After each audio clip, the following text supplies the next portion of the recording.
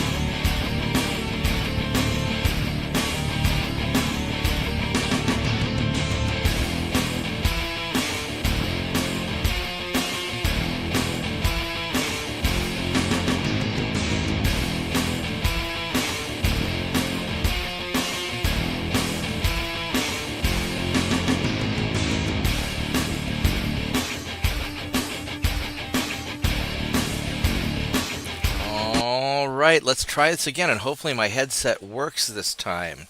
Welcome everybody to Bob Plays Ultimate Admiral Dreadnoughts on Legendary Difficulty. This is episode 5 of Kaiser Bob, where we are protecting the transports and trying a new headset that will hopefully not me sound like a squeaky orc this time. So let's go get on Discord. We got Mitchell hanging out on Discord. Mitchell, is the voice better now? Is everything working, or do I sound weird still? It sounds like you're coming through fine on both Discord and on YouTube there. Outstanding. I think we fixed the problem. Alright, so I guess the computer just really wanted to be restarted. Alright, so we are doing Germany. We are trying to not lose all of our transports. We are winning, but they are slowly munching away at our stuff. We're invading something in Spain, but I don't remember what because I've slept since then. So our research is looking pretty good. We still don't have twin secondary turrets, which is a little bit sad. What are you doing with our fleet? I know we're building a bunch of stuff. I don't remember what we're building. We are building Guardians. Awesome. We need those. Big, kind of big German ships. Alright, so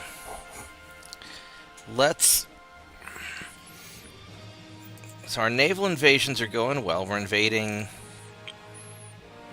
things. It's all looking pretty solid. Alright. Do we have to worry about... I guess, well that's interesting. Spain lost half of Philippines. Well, that's unfortunate for them. Unfortunate for me, because I was going to take it over eventually, but not yet. So, I don't see any just blatantly problematic ships. There's this stuff over here. You're kind of... We're going to deal with all that. We got the Pacific pretty locked down. Alright, let's just go do a turn and let's see what we got going on. Hey, Turpits.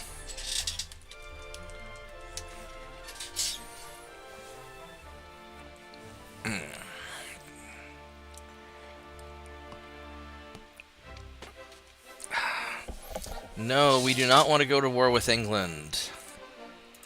We're already fighting too many things.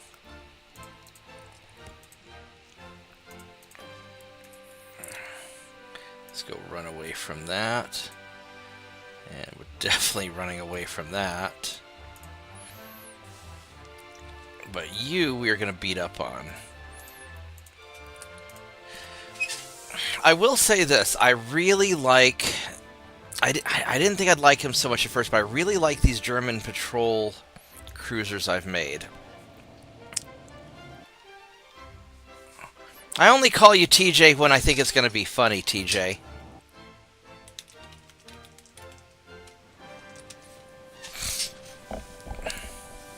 Mr. Tiny Jalapeno. No, I'll call you Turpits every now and then, too. Depends on my mood. Alright, so... let's group all these guys together. And...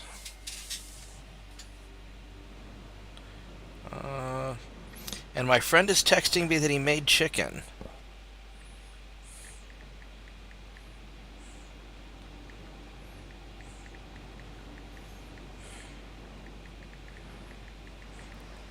See, this is why I'm fat, because all of my friends are always cooking food and feeding me, and they're all really good at cooking.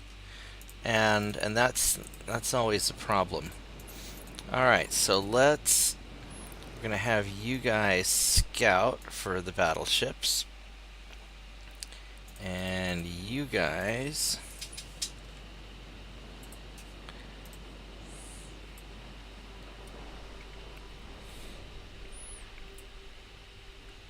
actually, we're going to have you screen instead. Well, no, we're just going to keep on going. It doesn't matter.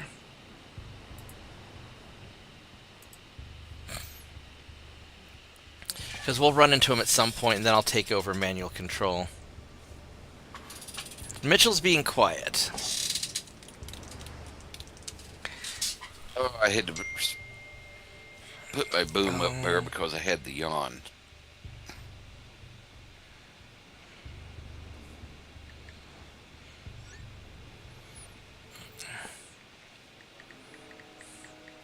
No, I'm not saying you're putting me to sleep. I'm just saying I had the yawn. Okay. Well, yeah, so my friend who's visiting from out of town decided to make food. Oh, hey, look. It is a very unfortunate torpedo boat. You guys, we're just going to go kind of this way. And you guys are just going to keep going straight. And...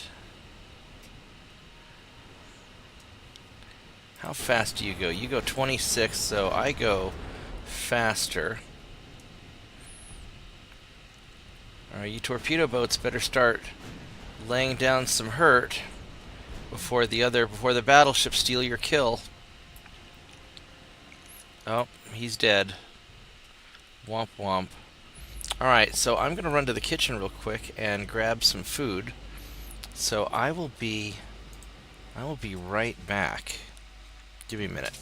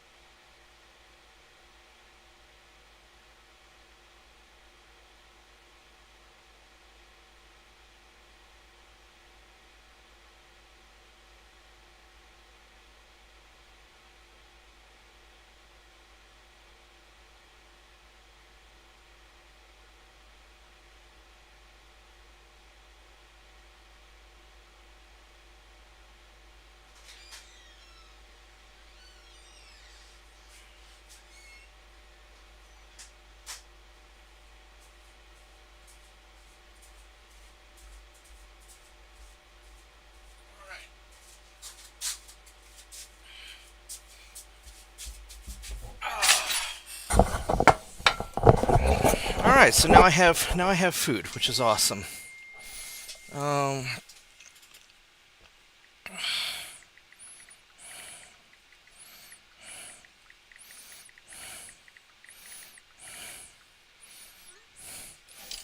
Alright, so let's see what we got here. Oh, this guy needs to get omnommed. Let's go save this again just to be safe.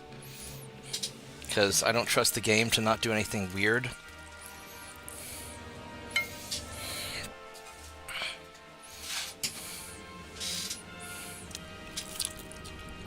There's really good chicken.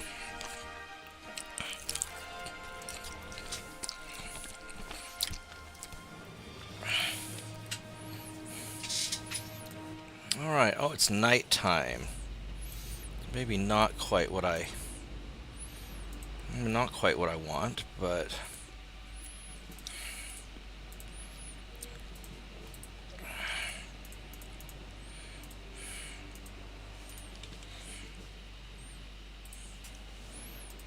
okay.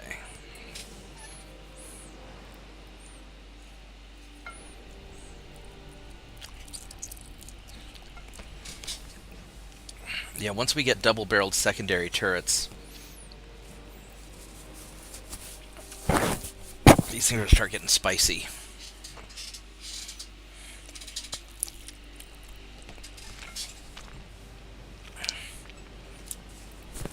And the Mark II 6-inch guns, oh baby. That is what I'm rooting for.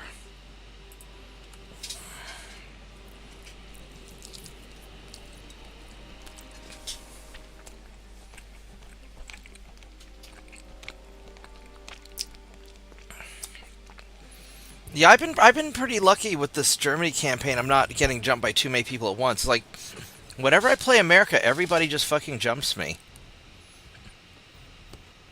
Even when I'm trying to be nice, doing the Monroe Doctrine, just staying to my hemisphere.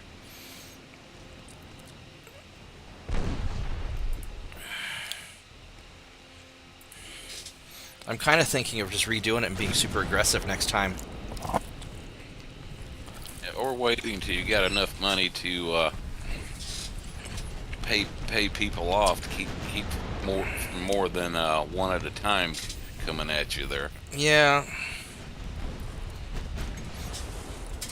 I mean, the big difference is that I should have immediately gone after the British and French homeland instead of fighting them in my waters.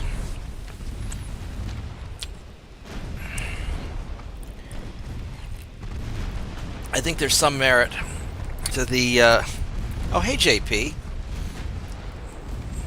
Message retracted, huh? I think there's some merit to being super aggressive. Oh, he's low in fuel. Hello.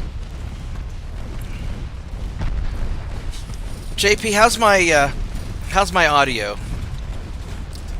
Chirpits, how's my audio? Is it coming through okay?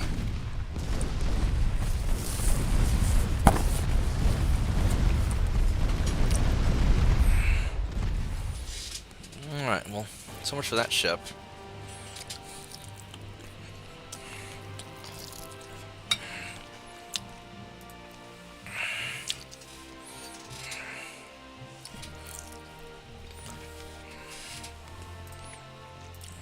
Alright, so what are we... Still losing lots of transports everywhere.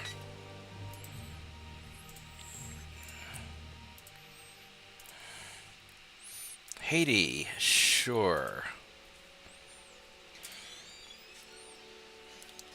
We are conquesting Haiti. Do I have enough guys there? No, I do not. I need 10,000 tons of ships. Where am I going to find 10,000 tons of ships? Hey, look, I have 10,000 tons of ships there. And what's this new naval invasion? We have Guantanamo. Hey, Andrew. So, I need 36,000 tons here. And I need 10,000 tons there, and I've got 100,000. So I have plenty of tons. What do I have here in the Caribbean? I've got 11 cruisers in the Caribbean somewhere. There they are. Because I also have to invade... I think I have to invade something French. So I could I could invade the French Antilles and get them sorted out, because I don't think the French have anything left in the South Pacific. No, they're gone. Just the Brits there. So I could grab that, or I could grab Dahomey, because apparently my guys just can't. Oh, look! The army's finally doing something! Oh my god, look at this! Look at this, the army's finally getting off their ass and attacking something without relying on me to take them there in my ships. Holy crap. It's probably because of your chicken. They're like, damn, we want some of that Navy food. That's what they're doing. Holy crap. Look at that. I guess I'll... So I could grab Dahomey. I got all of this stuff up here to... Yeah, we're just going to grab Dahomey. And... Dahomey. What a strange sounding name. Let's go shove these ships right up your port. And this way I can take you guys... And you boys can go over here to grab this.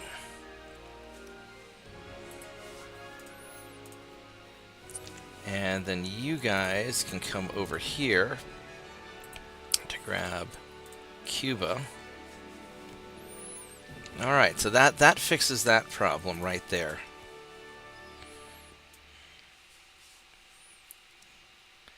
Let's go adjust the... There we go. Alright, let's go assign some dudes. We got 246 people to assign. Yeah, JP, you interprets missed a cameo appearance by Alvin the Chipmunk earlier tonight. Oh my god, my mic was getting all weird, and it was... Something was strange. I had to restart the computer and then it fixed it, but holy crap, that was awful. Yeah, basically, whenever Bob tried to say something, it was like... I was coming out squeaky. It was playing it at like 10 times 10 speed. You know? It sounded like Alvin the Chipmunk on crack. I was a very squeaky orc. It was really odd. Alright, so we got... So you guys... That battleship is... I don't think I can take the battleship out with just 2 cruisers. That's not going to happen. And these guys are all leaving, so I don't even know how much I want to chase them. These guys are going...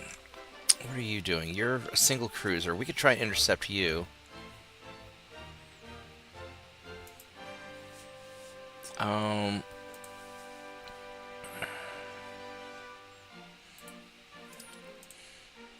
we'll try and intercept you there. This torpedo boat, I don't know what I need to do with him. There's nobody... Guess we're going to take you up into the Red Sea and irritate the French up there.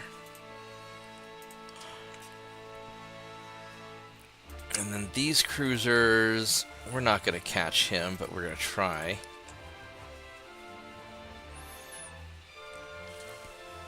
I don't think we're going to catch those people either. But we're going to try. Do I have enough to... No, we're not going to worry about Yemen for a while. Alright, so we're going to go try and catch some of these guys if we can. Alright, how's our conquesting doing? You're doing fine. Got more battleships on their way. You're doing fine still. You're doing fine. You're doing fine. And you're going to be fine, and you're going to be fine. Alright, so we're in good shape. And as far as our research, almost. Still have a ways to go.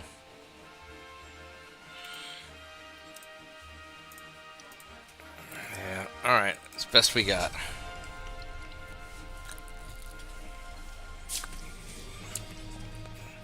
I really wish they had a co-op version of this game. I know it's never going to happen.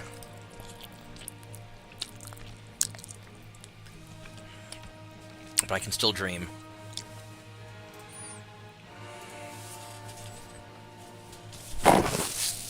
Only problem with drumsticks is I always make a mess.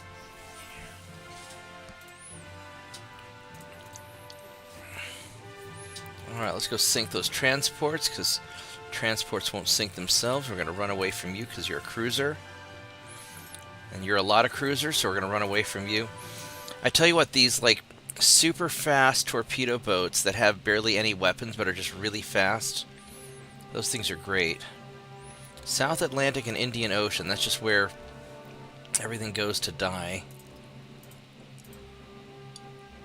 We captured a bunch of stuff.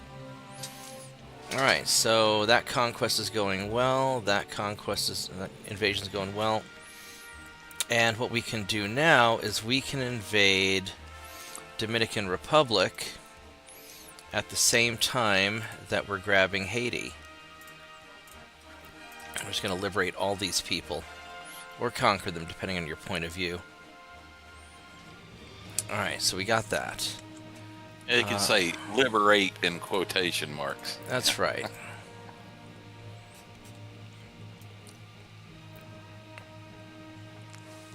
I mean, we're German empires. We're not, you know, we're not like the we're not the mustache Germans, so we can still liberate people.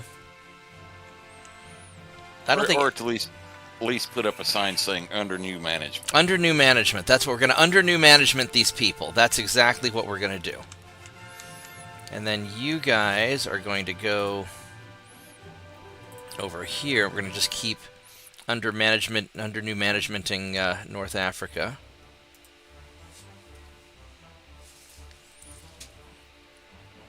And let's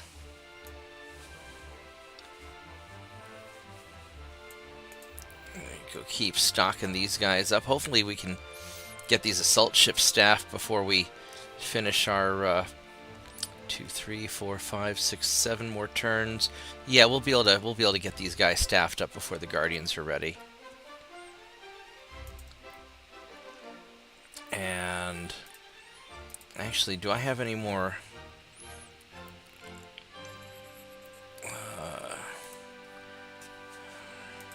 No, these guys are all refitted up.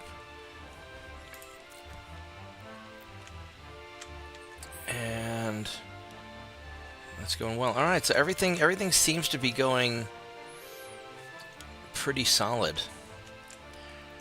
Surprisingly enough, looks like Britain's having a hard time with India. They're rebelling a little bit earlier than historically.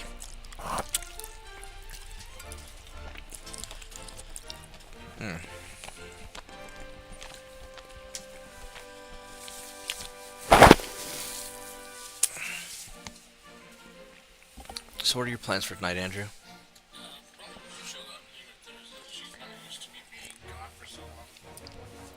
Yeah. Yeah, she was kind of complaining. She knows when I'm here. Yeah. And there's just, I'd say bring her to the store, but there's too many places for a cat to get lost at the store. If it's like an where I can just keep it confined on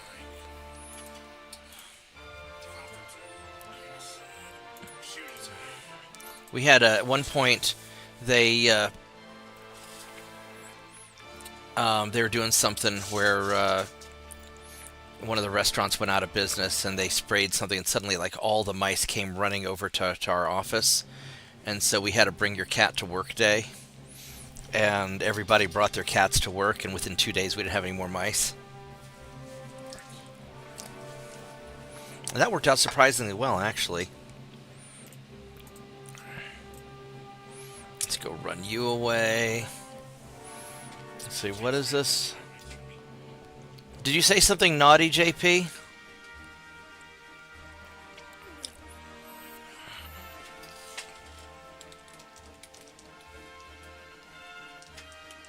What were you saying? So she takes care of any earwigs for me.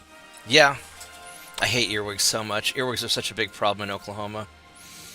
Oh, here we go. There's a cruiser that needs to get sunk.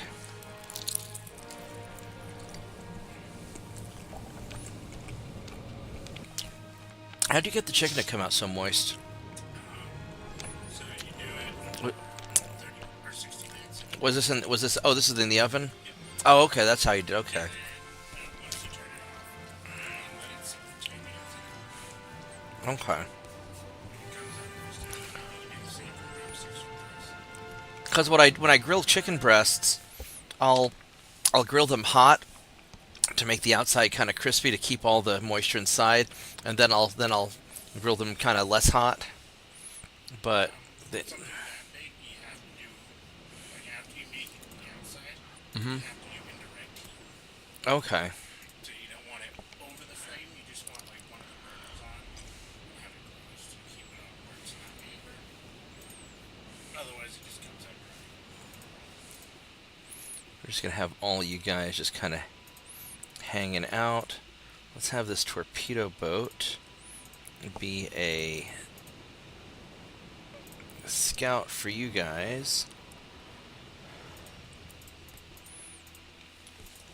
Here's our little anti-retreat direction finder.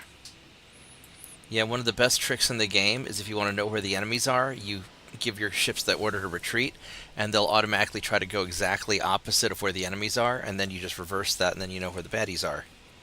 And I always do chicken this way because for an hour don't pay attention And then it's good. and I'm good for at least 3 days. Does it work on chicken breasts also, or just... Yeah, it's just the timing's different. Okay. Most of the time I just Google how long I want it usually and then tinker from there. Right on.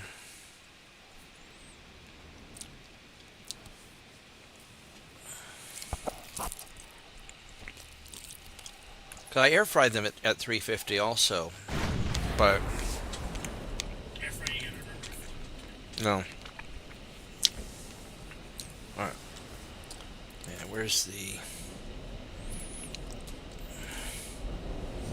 Actually, no. We'll just have you keep. We'll have you keep screening, and make sure you turn off your torpedo, so hopefully you don't run in like a lunatic.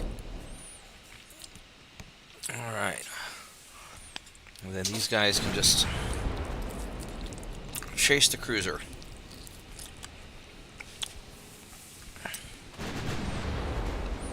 This is why I have the big gun up front, so I can chase down the big thing I'm trying to get when I outnumber them, and I've got all the little guns in the back. So when I'm getting chased by swarms of torpedo boats or destroyers or light cruisers, I can run the hell away.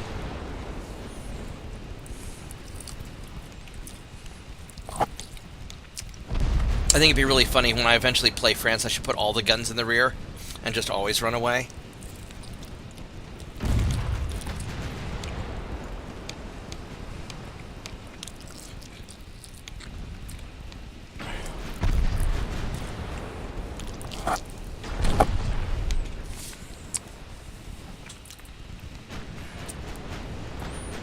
Yeah, these came out really good. Thanks, Andrew.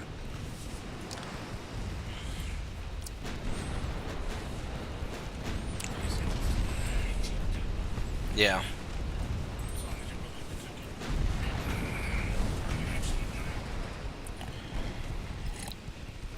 cook it. As when I'm getting chicken breasts, they're... What are they, about $4 or $5 a pound, something like that? Yeah, they're not that expensive.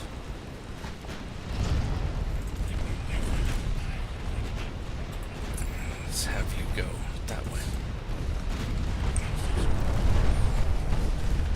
Right on.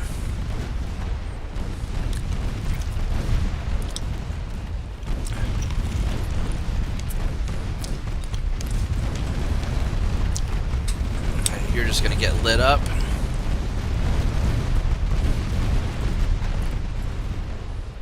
All right. Victory is mine.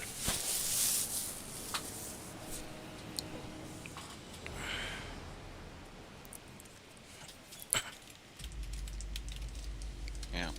Well, I haven't really tried checking into it to see what the story is, but what I've caught from the titles of a few videos on YouTube, apparently they're thinking they might be able to arrange to have the shall we say, the Muslim socialist that's running for mayor of New York. They might have grounds to go ahead and deport him.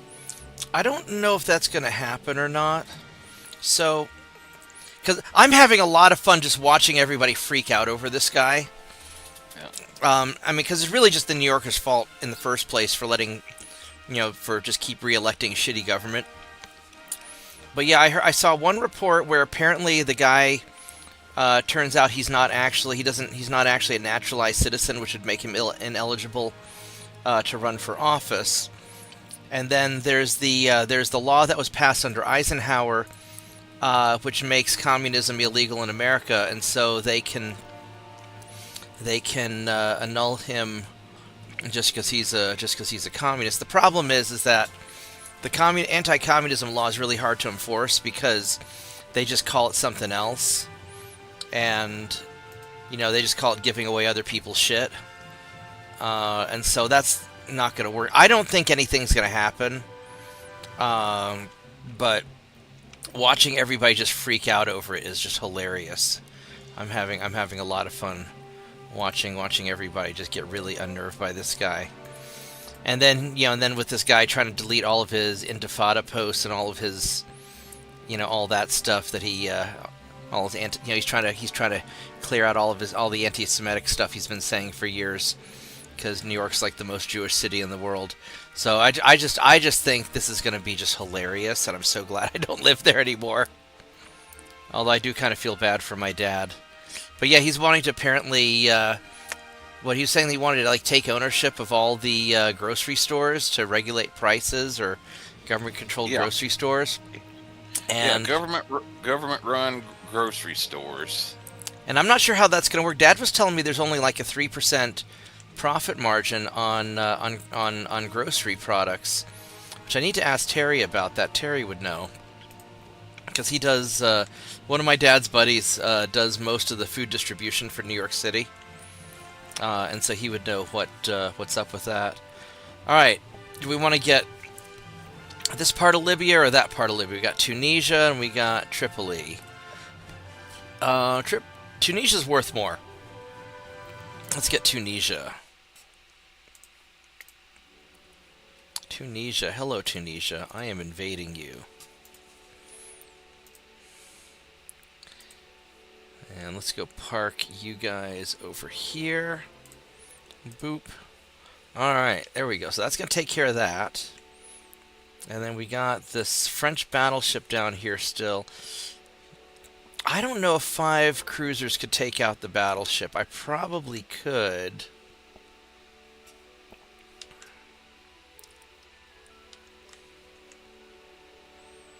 And then this guy ran for the hills.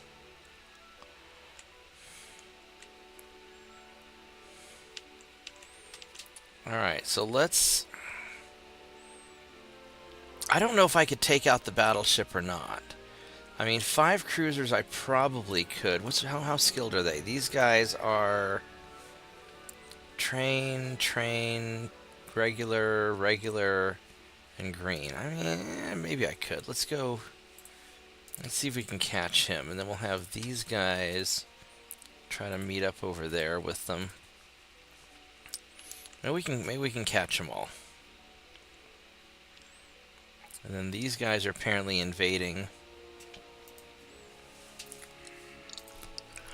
Alright, so let's go try this out. Then over here in the west, we've got all these things are going well. We've got Korea's going. We'll get Korea next turn. I'm sure Korea's going to keep attacking us, but... Alright, I think we're golden. Alright, let's do this.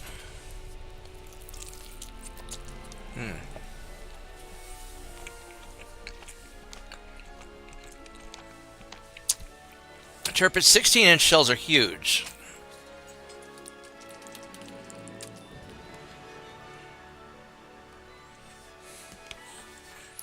Those shells weigh more than my car.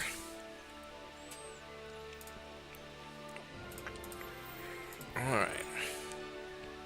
Let's go Sink transports, yay transports, and have you run away.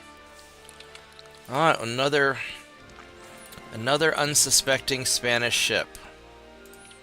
Hello, Spanish light cruiser.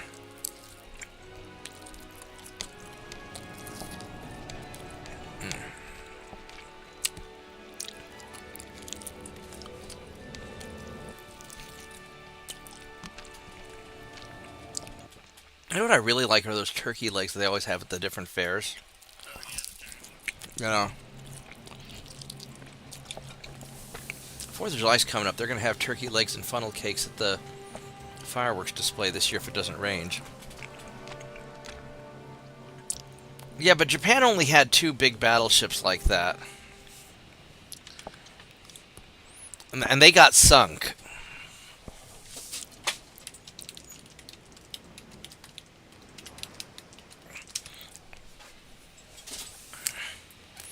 Alright. You know what also got sunk by airplanes? The Bismarck. I'm gonna get him. I know, them's is fighting words.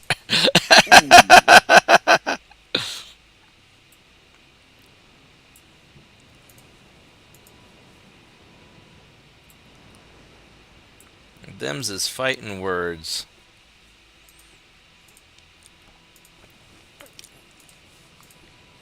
Alright, so we got this. We'll have you detach. Turn off your torpedoes. Oh, yes, you hit a nerve.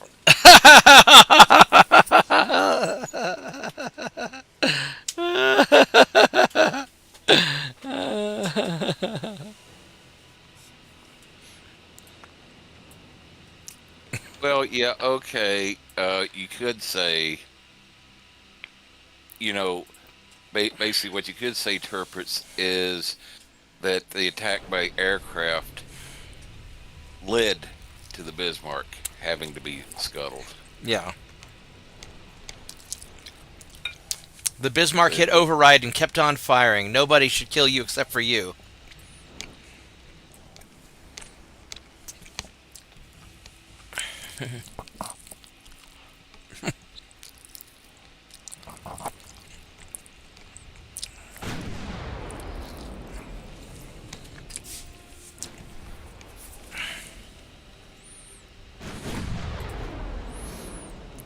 Because just remember, half our battleships that got sunk by airplanes rose from the dead and got their revenge.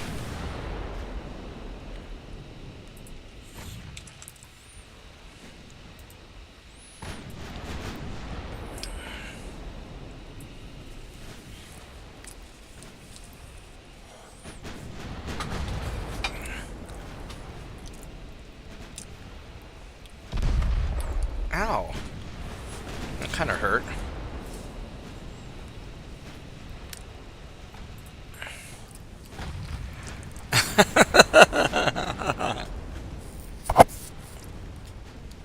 Well, if the British gunfire and torpedoes hadn't just literally tore hell out of the Bismarck and killed most of her crew, they wouldn't have had to scuttle it. So yes, you could still, by cause and effect, you could still say that the British caused the Bismarck to be sunk. Yeah.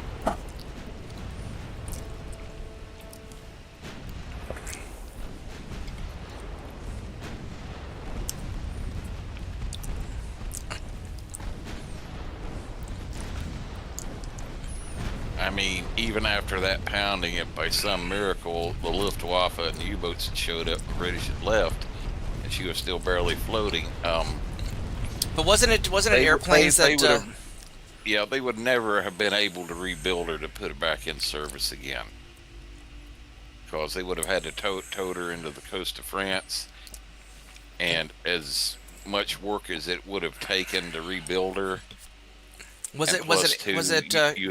Quick question: was it airplanes that followed the oil slick trail to hunt down where the Bismarck was located?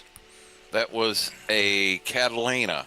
Okay. That was actually piloted by, if I remember right, a U.S. Coast Guard officer. Yeah, see? Along with the British. Yeah. The Coast Guard sunk the Bismarck with an airplane. That's what led to it. That was the primary factor. Because if we didn't have Catalinas, the Bismarck would have gotten away.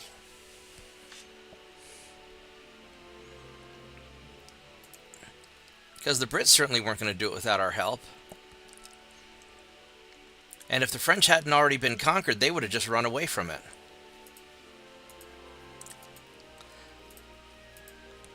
Now I'm just talking a bunch of shit. Getting them. I shouldn't. Yeah, I shouldn't be getting the kid all riled up. yeah. But Oh, yes. Korea. Hello, Korea. What are you doing? Are you doing terrorisms again? Yeah. As bad a shape as she was in, even if the British had left and the Bismarck was still floating, as much work as it would have taken to rebuild her to make her seaworthy again, even if they pulled her into France. They would have had some problems. Plus, the British would have been doing constant bomber raids to keep damaging her like that, like they tried to do with the Scharnhorst and Gneisenau. Where no, she would have never put to sea again. Well, because the Tirpitz was basically stuck hiding in a river because they couldn't get her out of there, right? Or because the fjord. Or the fjord, Yeah. fjord, whatever. Yeah. That's a German word for a river, or I guess Nordic. It's a river. But no, because the big problem that Germany has is that if they want to do any German stuff, they've got to get out of the North Sea, and you've got this little pain in the ass right there blocking them. And so that was.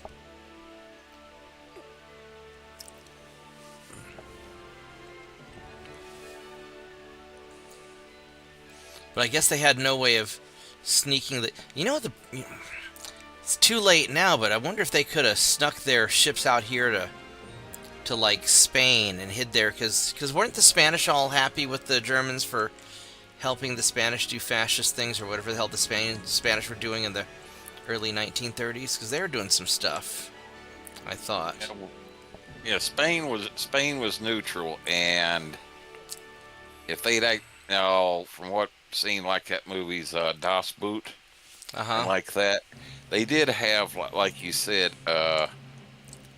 freighters that were docked in neutral Spanish ports that the U-boats could sneak in there at nighttime and resupply. Right. But if they'd openly pulled into surface ships like the Bismarck into a neutral Spanish port, the Spanish would basically have had choice of either interning the ship for the duration of the war, or face the British and Americans maybe trying to go ahead and invade Spain. Yeah. All right, well, I guess we're going to go grab Gitmo because we need a place to keep all those Korean terrorists. So, there we go. We'll just do that. Oh, do we take Dahomey already? Holy crap. The French sure surrendered quickly. I don't think the French have anything in West Africa anymore. They don't. They are all out of West Africa's.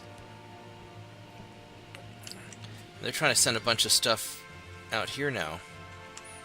Alright, so what do we have? We got you guys, which we need to...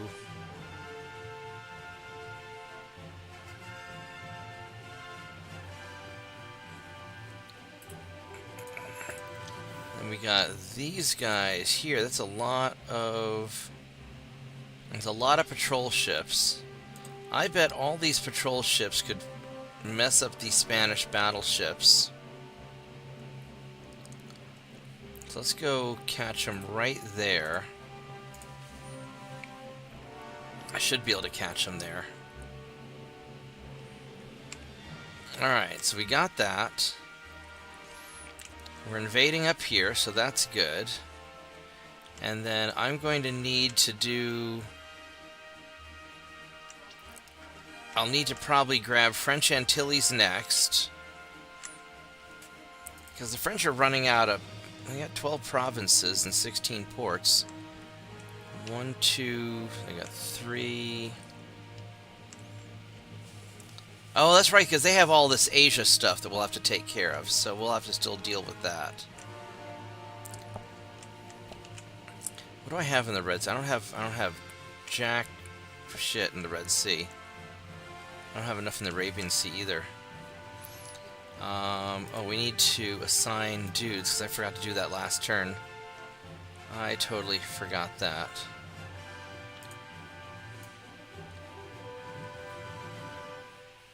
Yeah, I guess we better not mention the Turpits about what Drakenafel said as far as his opinion of the design of the Bismarck and the Turpits. Was he not a fan? I thought they were pretty good ships. Oh, he didn't deny they were fairly good ships, but he said it was come down to it. They were inefficient designs. Really? Yes. Why? What was his critique? What made them inefficient? Separate secondary batteries. One set for like surface, and then another completely other set of secondary guns that were like. Oh, they didn't have dual-purpose secondaries? No, they had like a mix of 5.9s and then like 4-inch guns. The 4-inch guns were the only ones I think that were dual-purpose. That's interesting. I didn't know that. Yeah. All right, so we need... So we've taken Basically. all this stuff. Where are we going to park our... Oh. Oh, shit! You just lit him off. Oh, my goodness. It's a naval historian called Drakenafel. He didn't deny that they were powerful ships and quite a threat. Oh, my God. But as Turpin's far like, as them's his overall fighting design, words. He considered them to be an inefficient design. Said basically they were just, just a copy paste of like hey, Andrew, World War I. If you're heading to the Bayard kitchen, class can you toss this in the sink for me? Hey, thanks. I appreciate it. with just a few tweaks. I will spell out the man's name so you can Google his YouTube channel.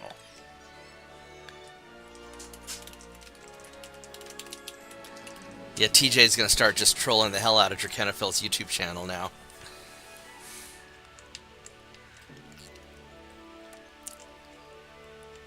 I can't believe you said these bad things about that ship. Oh, did he run away? Did you get away from me? Are you still running away? Man, I see that the French are still running away from me. Is your naval invasion going to fail? It might. Fine. You know what we're going to do? We're going to take you guys.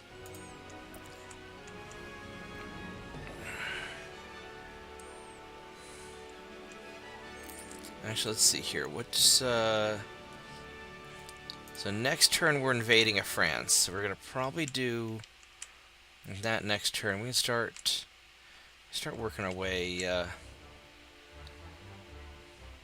We got more than enough. I could grab this part of Africa also. Alright, so we're going to send... Let's just send you guys up to... We're going to put you guys back here to refuel. And just kind of get organized. Oh, wait.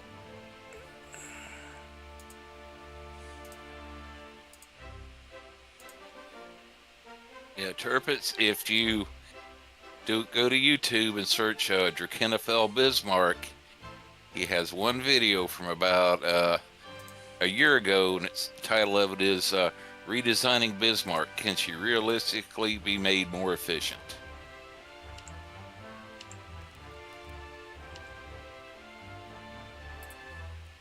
Let's do that, actually.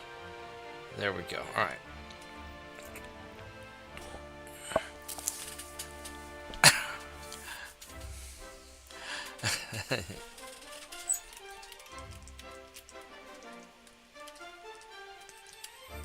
Go get him, TJ. Show him how spicy of a jalapeno you can be. Yeah, he's almost been turned into a ghost pepper now. I know, right? You're gonna make him into a ghost pepper.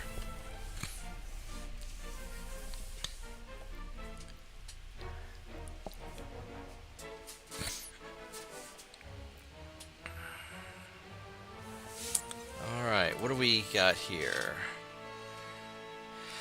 Zakarian Navy. I really don't want to fight these. I need to kick their ass at some point, but I don't really want to fight them right now. Yeah. Oh no, the rooftop Koreans again. Yeah, well, they're not on rooftops, they're on ship tops, but Mass top Koreans. mast top Koreans, yeah. Still a lot more that I want to deal with. Alright, let's try and get away. Oh, we got away. Nice. Well, that saves me a bunch of fighting, a battle I don't want to fight.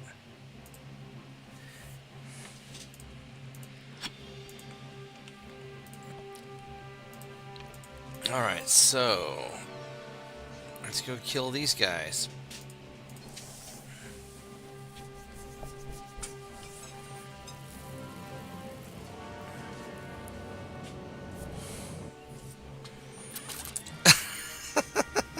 Oh man, TJ's spicy now.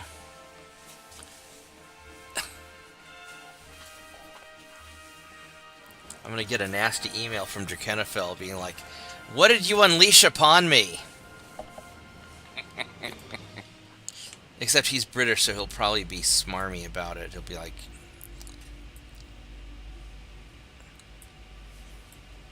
Oh, now Drakenafel has had his criticisms of like American and British and other nations' ships as well.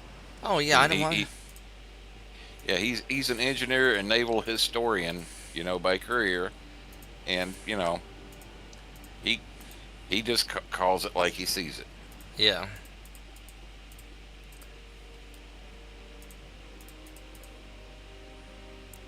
My my favorite is when Germans are criticizing the Sherman tank compared to like their Tigers and stuff, and then I'll be like, "Tell me again how many Tiger tanks you built." And also, I've heard one like analyst or historian that basically looked into it said basically what you have to understand is the Tiger tank was built to kill other tanks. The Right. Sherman was basically built to be a multi-purpose vehicle to fight a war. Yeah, it was built to support the infantry and just do a little bit of everything.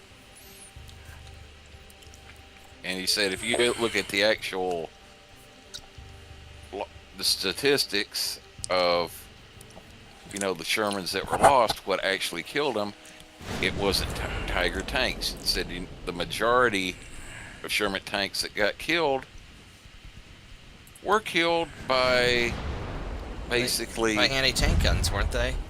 stationary anti-tank guns. Yeah, because the Sherman tanks were there to support infantry on assaults and whatnot. Yeah, and said basically is like you said, the Shermans were basically 90% of the time they were attacking instead of defending. Yeah. It said during the Battle of the Bulge, when the Germans were attacking and going up against our defenses and our emplaced anti-tank guns, that basically they suffered a similar level of casualties to what the Germans would on the attack. Yeah, they had a rough time of things. All right, little torpedo boats, get those other torpedo boats. My little gunboat yachts. Why are you shooting the 9-inch guns at the enemy torpedo boats? Those are for cruisers, but here, go fire the big guns at the big ship and the little guns at the little ship, because that's how it's supposed to happen. Or hit the little ship with a big gun and sink it anyway. That's fine.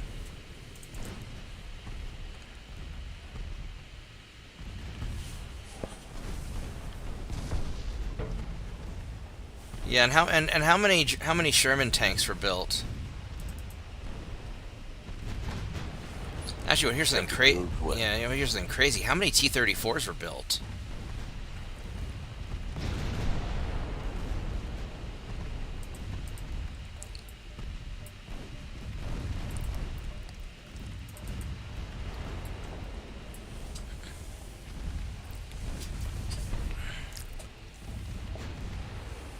All right, no more enemy ships. Haven't ever Googled the number as far as Shermans, but But I remember back in lot. high school. I remember way back when I was in high school, back in the '70s, and reading this one book on like the military strategy and all like that, and where we were sitting in regards to the Russians, where we were trying to use technology versus their numbers. This the one guy's author of this one article related a story about after the D-Day invasion of Normandy. Right. Talked to this one German officer that had been in charge of an anti-tank gun that was in place at this one crossroads, and said that during the course of one day, said his gun alone knocked out something like 15 or 20 Shermans. But then at the end of the day, they still had to abandon the position and they got overrun. And he asked him, said, well, if you're killing that many Shermans, said, how did you get overrun? And his answer was, I ran out of shells before you ran out of tanks. That's probably true. That's probably true. Oh my goodness. Let's see here. Let's go drop that down a little bit. 245. Okay, where...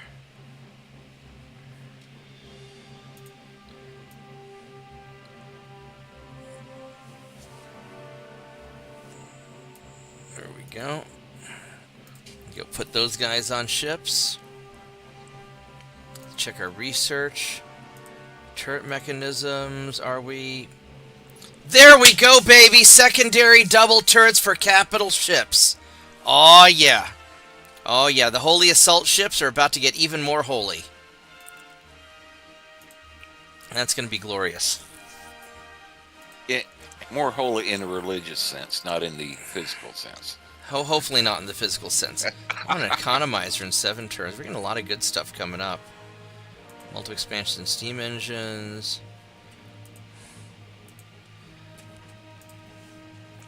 Alright. So we got that going on there. We need to invade a France. What part of France do we want to... I guess it's time to invade the French Antilles, because you don't need to have that. Need 33,000 tons of ships. So we'll send over 50,000 tons. There we go. And then we got all of this bullshit up here.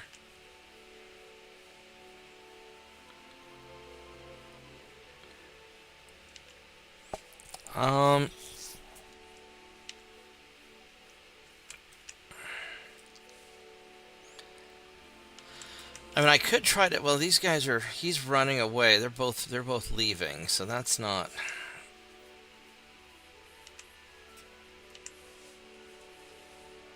Oh, their fleet's still kind of pinned down by that torpedo boat. Alright, well, that's fine. Let's have you guys go over here also. Why not? I don't know what I'm going to do with him.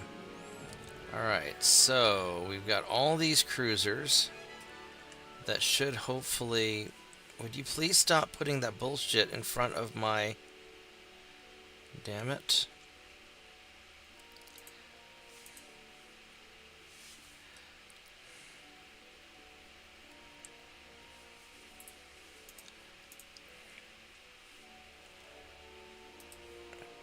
I really need to deal with that. They're going right here, so hopefully I can intercept them. Oh, I got 6 more cruisers there. I've got a lot of these guys. Alright, let's just stack you guys together. Alright, so they're running out of stuff. Spain has 9 provinces, and France has 12. So we are slowly whittling them down.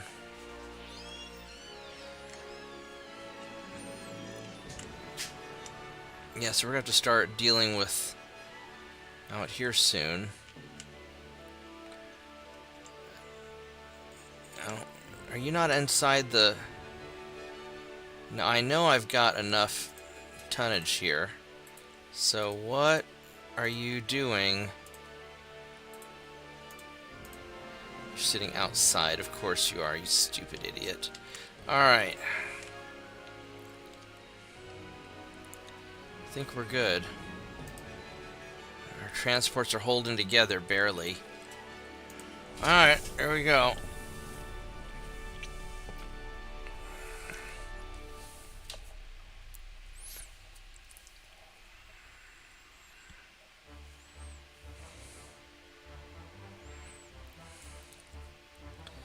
I do not want to go to war with Britain. Not even a little bit. Not right now, at least. Maybe after I get more Guardians built. Oh, we caught the guy. Look at that. Look at that. I did not mean to auto-resolve, but I guess it worked out alright, so... I guess I won't complain.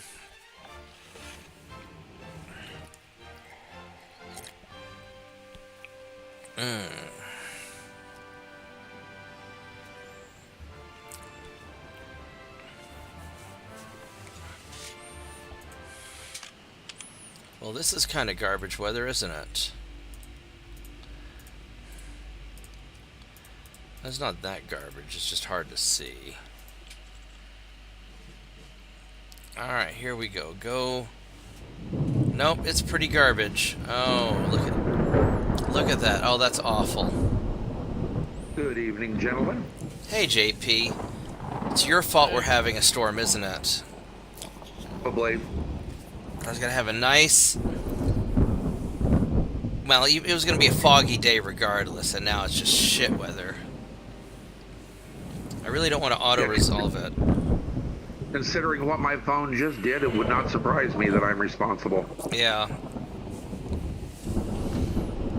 Tell you what, though, I really am liking these patrol. I mean, they only have 6-inch gun slots, you know, for me to fit all this on. But the fact that I can put 4 of them, and they've got really good field of fire for all their secondaries.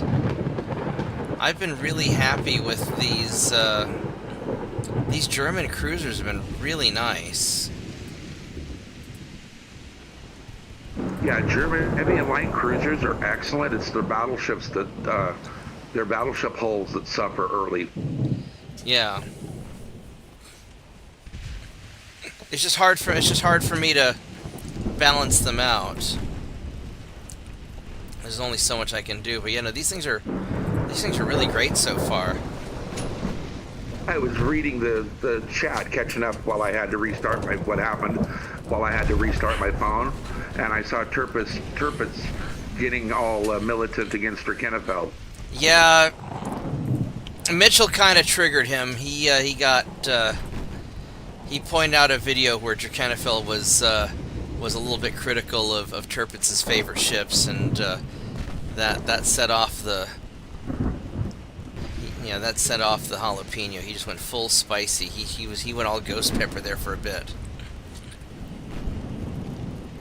If I follow what was being discussed correctly, then he's going to be very disappointed when he learns how Tirpitz was in fact sunk at the River Platte. He's going to be very sad about that. Well, it was just kind of stuck in the river, and they just kept on bombing the crap out of it, right? Yeah. No. Yeah. No. Basically, you're talking about the Graf Spee that was sunk at the Battle of the River Platte. Oh, is that the one? Right. Tirpitz ended up getting finally put down by Right. the British Lancasters, dropping the equivalent of World War II equivalent of GBU-57s on it. Right, but they had a lot of trouble. They had a lot of trouble taking it out though, because it wasn't in open water where it could sink easily. Yeah, they had it tied up on shore where they had like the German army in support of it, and they had like smoke generators that could cover the entire forward. Yeah. With smoke. and like that. And they tried like the midget submarines that actually damaged it a good deal where it was basically stuck in port, and tried various like carrier aircraft raids on it. And what finally managed to put it down was where the British sent over Lancasters and dropped these big 20,000-pound tallboy bombs, where a couple of them actually hit turrets, went all the way through the ship and into the bottom of the forward, and then detonated. Huh. Yeah. And then I guess that buckled the ship's spine. Yeah, tore it open where it flooded, and she basically rolled over and sank in place. Well, that's a little sad, but I will say that there is something to Tirpitz's argument that Bismarck herself might have been at least partially scuttled. I mean, she was going down. There was no question. It was going to happen. But her crew may very well have, put the final nail in the coffin. oh, I'm sure, because they wouldn't have wanted it to be captured and salvaged. That's for sure. Yeah. Although by that point, from as badly as that ship was battered, there would have been very little to salvage. Well, but I don't think they would have wanted the Brits to get whatever technology they had from it either.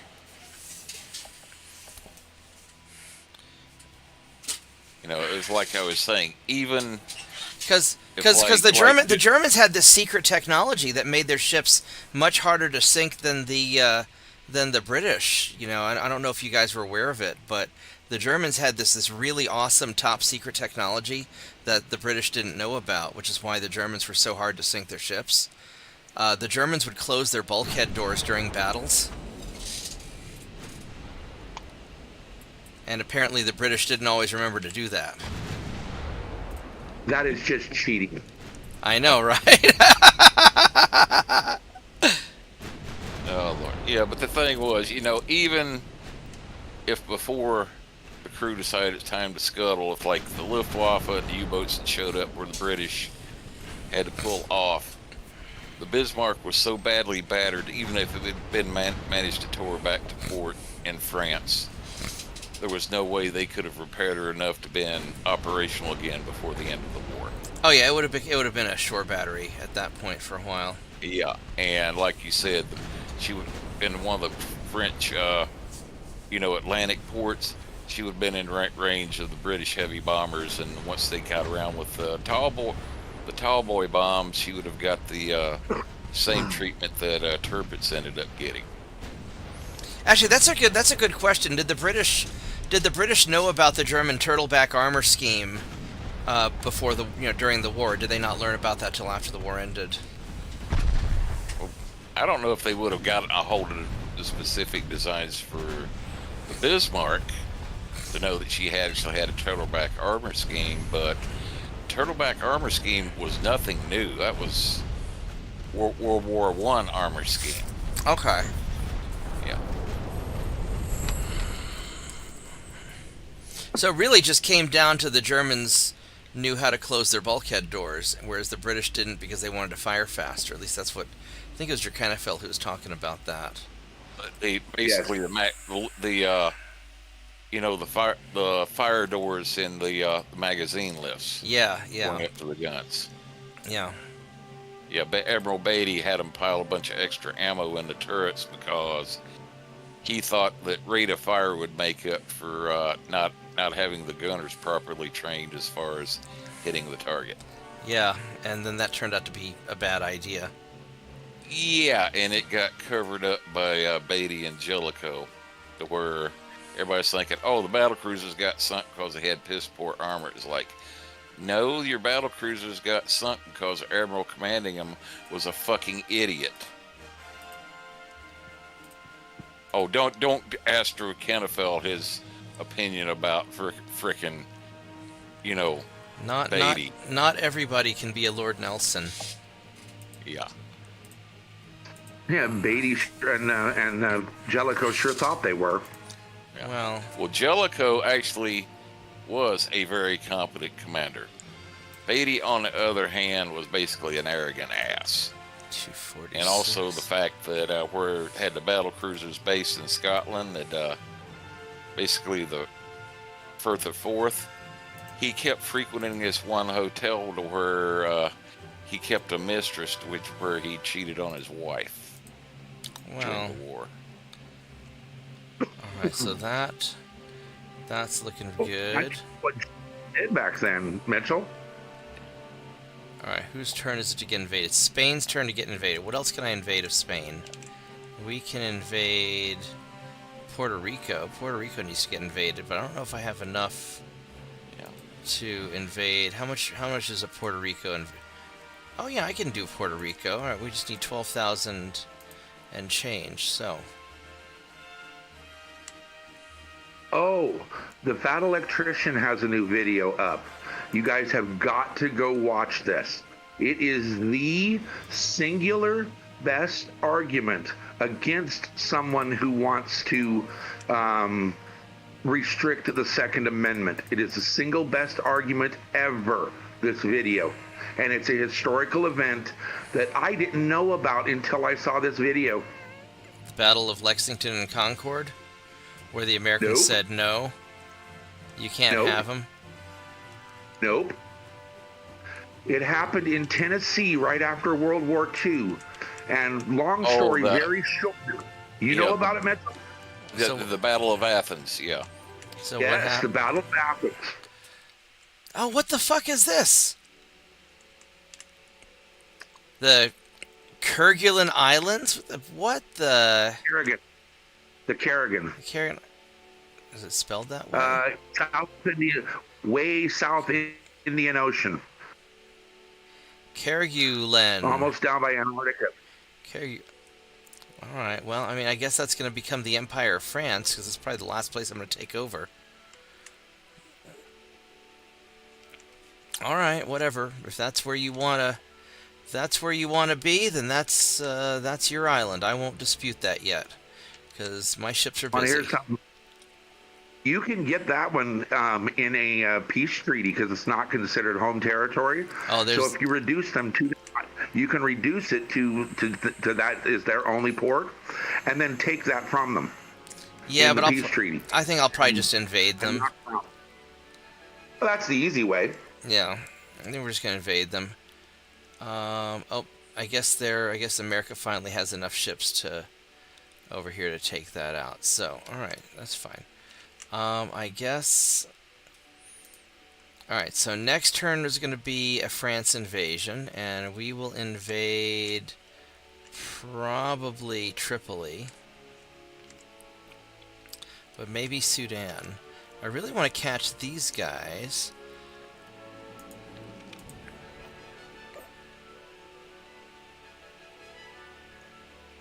Now, is it better for me to click on the ship or click on the path to try and intercept them? Usually, the best luck I have with intercepting enemy ship is taking a look at their path and having some ships of my own waiting at the end of that path. Oh yeah, well the end of this guy's path is like, you know, Canary Islands, and we're not doing that.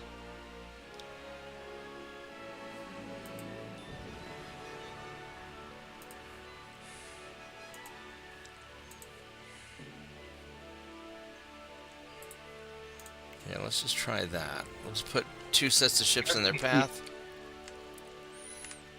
In their path where they're going for this early time. Once your spotting range and reconnaissance gets better, you can just click on them.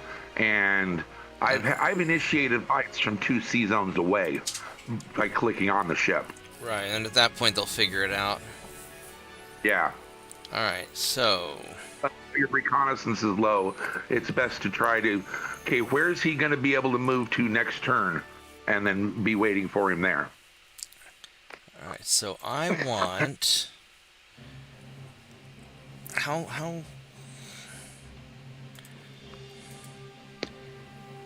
Oh, have either of you ever watched any of Panzergraph's UAD? a little bit. Oh yeah, I watched quite a bit of his videos there. Have you seen how he's been having problems with the British ships that will not flood? Yeah, I've noticed noticed that. I think Brother Monroe's run into that. Where with, he's shooting the couple British of ships and they won't flood? Yeah. Yeah, They they will not. Period. Oh, He basically just has to beat him to hell, either kill off the crew or get a structure kill, but he can sit there and just pump armor piercing and everything into them, and they will not flood. It seems to be primarily like certain designs like light cruisers and such. Well, you know, I know what the problem is. I solved this problem a long time ago. Panzergraf is using an insufficient number of 2.9s to light the enemy ships on fire and tear them to pieces quickly. That's how I solve it. I have no problem sinking British ships. I had never encountered this bug until after I saw it happen to Panzergraf, and he chalked it up to the fact that he's running dip. He thought it was a dip problem, but it's actually a base game problem. Really? Oh. Yeah. I would say it's just being certain specific hulls that are affected. I'd say that the devs had left something buggy with the hull model there. Yeah. I watched a British battleship take 5 24-inch torpedoes. It did 65% of the structural damage and did not flood. I think we're going to send you guys to right here. Alright, let's go send those. We'll leave the torpedo boats behind. And let's see here, because we don't need anything else in the South Pacific right now. Yeah, I'm going to need that's those ships over there. Why in my campaign that flush deck destroyer design I came up with for the U.S. Right. got 3.9 and 2.9 inch guns and incendiary shells. Yeah, they're going to be setting the world on fire there. I've noticed that the 2.9 casemate guns and the 2.9 turret guns use different ammunition. I never thought about that until more recently. Just thinking about JP's idea of mixing stuff so that you don't lose all your ammunition with a single explosion. Yep. Let's go kill this guy. Yeah, oh, you not different ammunition. You mean the ammunition? They have their own separate ammunition supply. Correct. Well, I mean, maybe the gun barrels are different lengths, so maybe it's a different shell itself. You never know. They separated it because of when they are stocking the ship for ammo. Each gun type, meaning either turreted or casemate, gets a different modifier for how many shells they carry. So they had to separate them into different pools to enact it. That's interesting. I didn't realize that.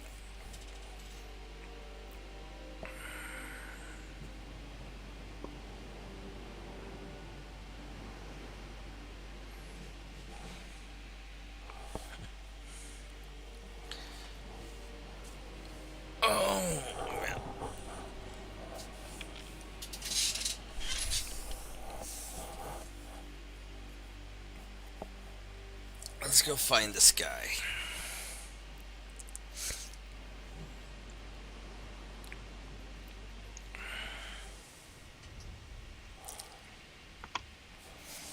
Alright, there you are. Hello. Mr. Light Cruiser that is low on fuel. You are an incorrect light cruiser. I can't talk now. You are an incorrect light cruiser if you're low on fuel. I must be really tired. I mean, I did have a really long day. Yeah, I want to play. He's having a very unfortunate day. Yeah, he is. He's out of gas.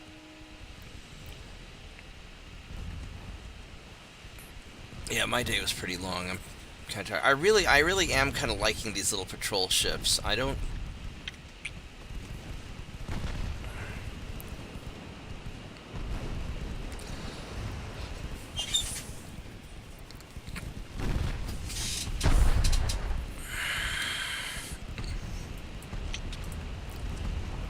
I'll like them more once I get the bigger guns, the better 6-inch guns, unless they end up ruining my ability to stack them.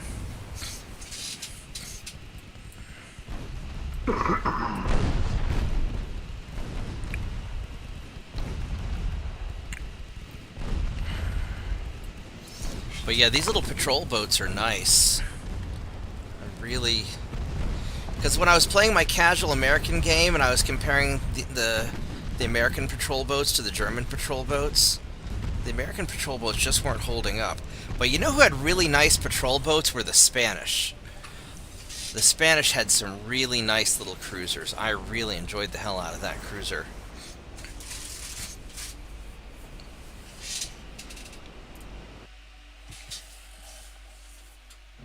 The hybrid light cruiser that was basically a heavy cruiser mixed with a light cruiser. That was beautiful. Alright, let's go take him out. I'm going to take a quick break. I'm going to go grab a little bit more food. I'm still just a little bit hungry, so give me just a minute. I'm going to go see what else I have to eat, and I will be right back.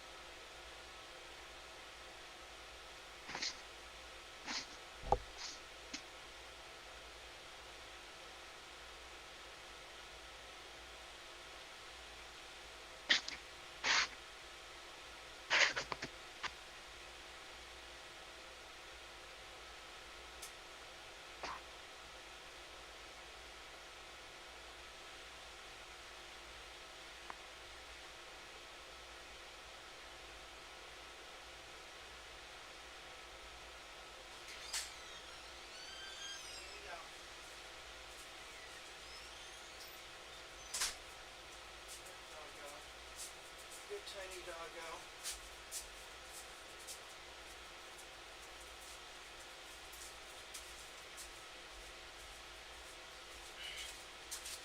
Nope. Go lay down. That's right. That's your chair. This is my chair. Good dog. Good dog. Alright, I am back. Let me My soup is not ready yet. It'll be ready in a bit, though. Alright, so let's go kill these guys real quick. And... Yeah, and JP, I was telling Bob earlier, no, that meteor today that came in over like, there, Georgia, here in South and North Carolina, that was not my attempt to do a nuke from orbit on the groundhogs. Was there really a big meteor that I missed out on? Did it hit, or did it just near miss? Well, I don't know if any of it made it to the ground. Said there was a report of one town down in Georgia to where something went through someone's roof. Oh, that's kind of crazy. Basically, what it looked like, one that came in and made a fireball that was visible for quite a distance during daylight, and it looked like a bunch of fragments of it. It might have separated, had some other fragments traveling along with it, because there were sightings like all the way up here in North Carolina of like, what looked like a meteor coming in that. Oh wow.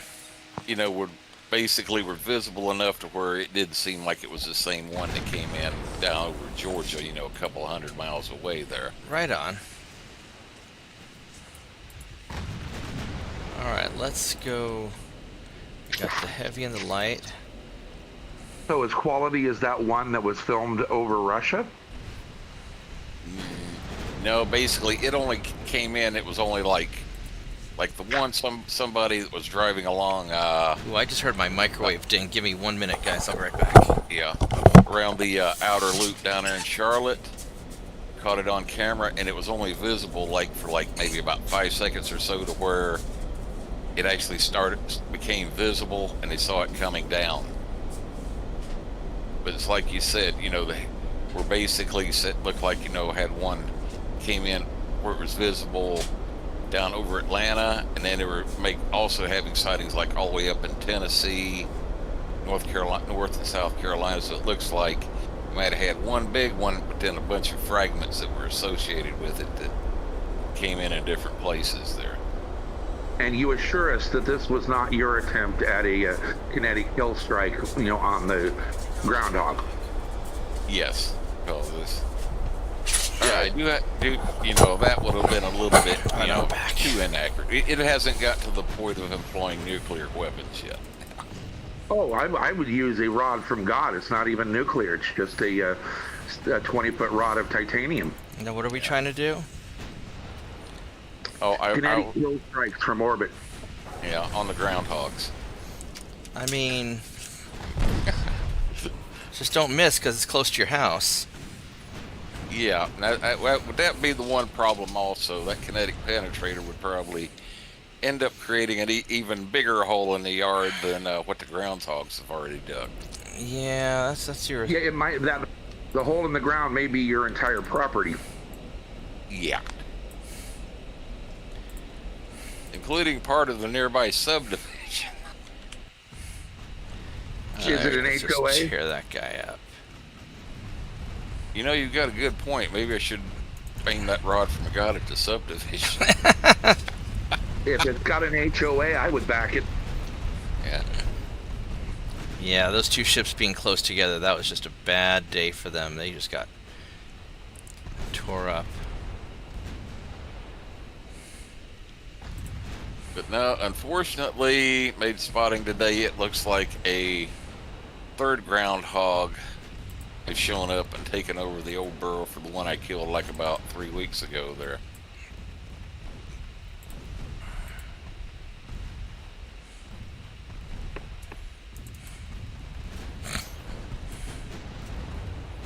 Am I misremembering it? You were doing your best not to actually, go lethal with those guys. Yeah, but then Mitchell had enough. Yeah. It basically got to the point to where they wised up to the live traps, even when they were baited with like cantaloupe or some other stuff they like, and we're just basically avoiding them. So I'm like, okay, have to resort to more drastic measures here. Now, second one, basically, he kind of took the hint from the first one getting shot, and he's reappeared a couple times, but when I go out there, just open the door to go out there, he takes off up toward the north, toward neighbor's property, and tracked him one day to where he's dug himself a burrow up in the woods, to where he's learned discretion is a better part of valor, and he's been staying up in the woods now.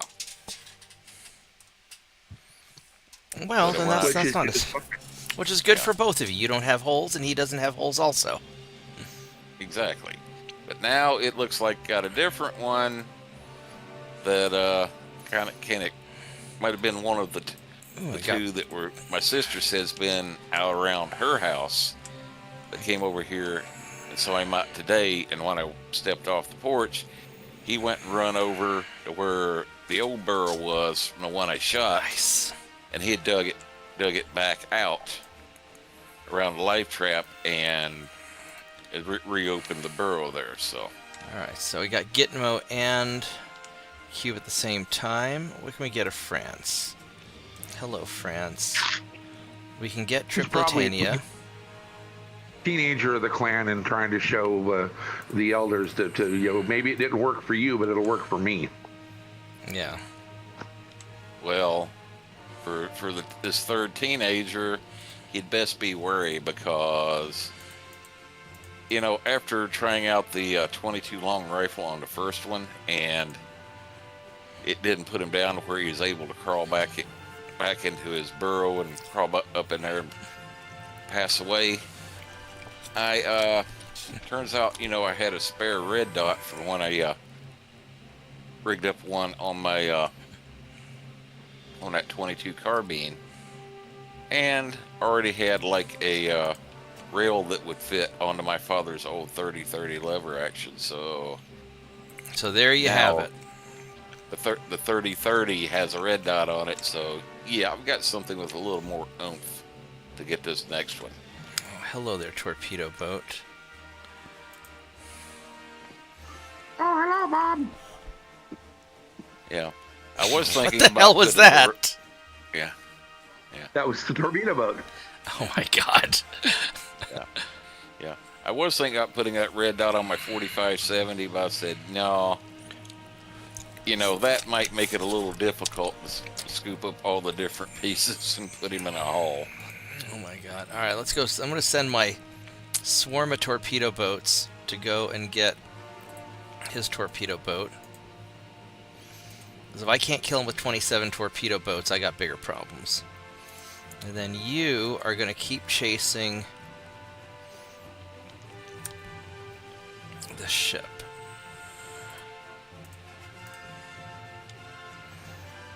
Okay, we got that. Battleships are sailing in. You're doing fine over there. What's my army logistics at? We are at 100% still, so we're doing great. 246. Dudes, oh, here we go.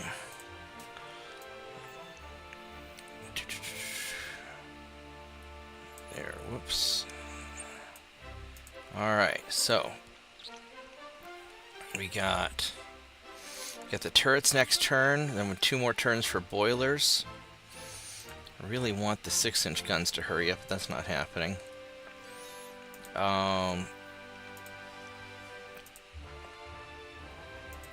Engine's not happening anytime soon. Alright, so we're gonna do this. We'll deal with all that later, because Korea's a bigger problem.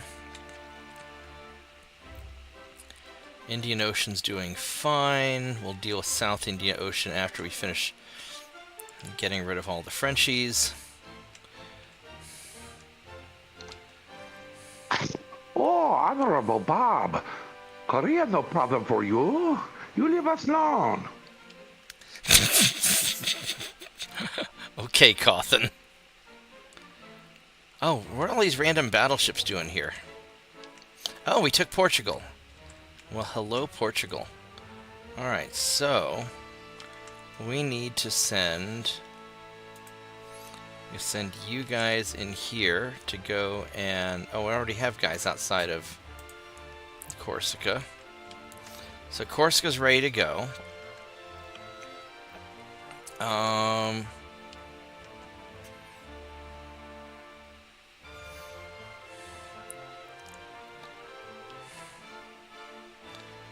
So these guys are all set. Who's Denmark allied with? I don't know if they're allied with anybody.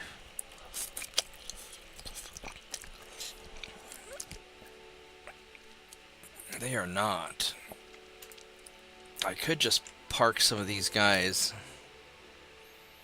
What are you doing up there in Canada? Because Canada's allied with France. Oh, Canada's allied with France. Aha. Aha, sacre bleu. Well, I just figured out something to do with these out-of-work battleships. Actually, let me make sure I. So that's time to go pay back some war crimes, eh? Northern Canada's Labrador Sea. All right, so we have you guys. You guys are going to go up here to Labrador Sea. Boop. And then you guys are going to go to Eastern North America. Boop. And you guys are also going to go to Eastern North America. Boop. And then you guys can also go to wherever this place is.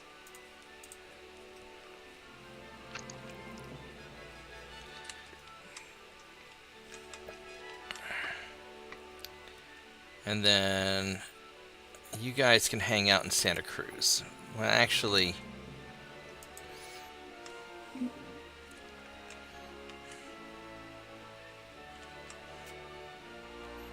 oh, these guys are going there. All right, so we're gonna.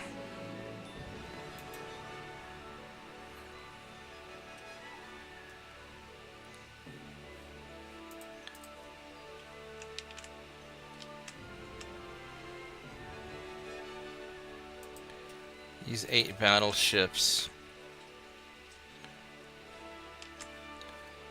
I think we're gonna go right here.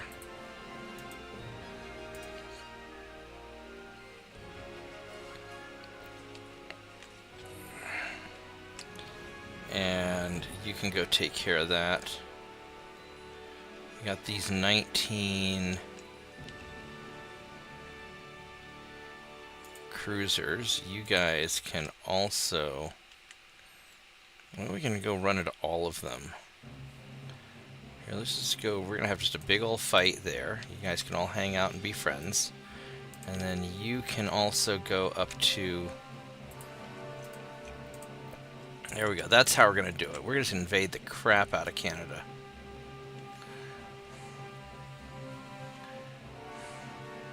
There's a battleship down there.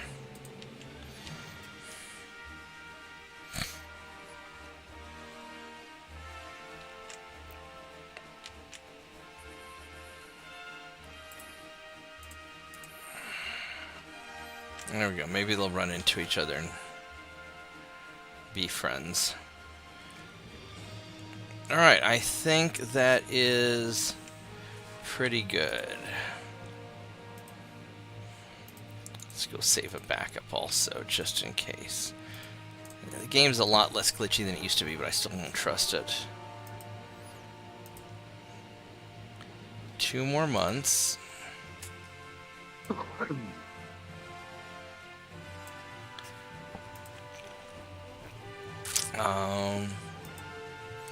We got our invasion going, so everything looks pretty good.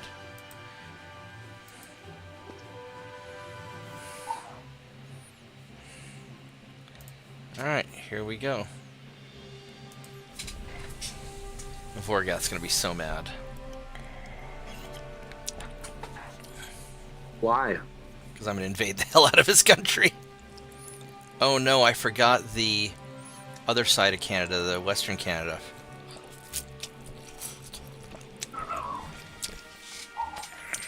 I have to go send ships back to go get that. But you're at least getting rid of the evil part with the French. Yeah.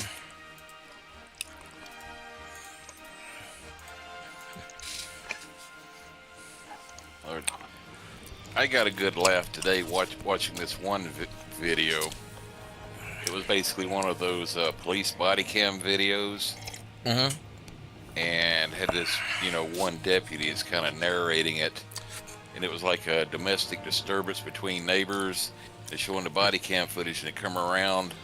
At one point showing the cars, basically the people who were causing the disturbance had parked in the driveway.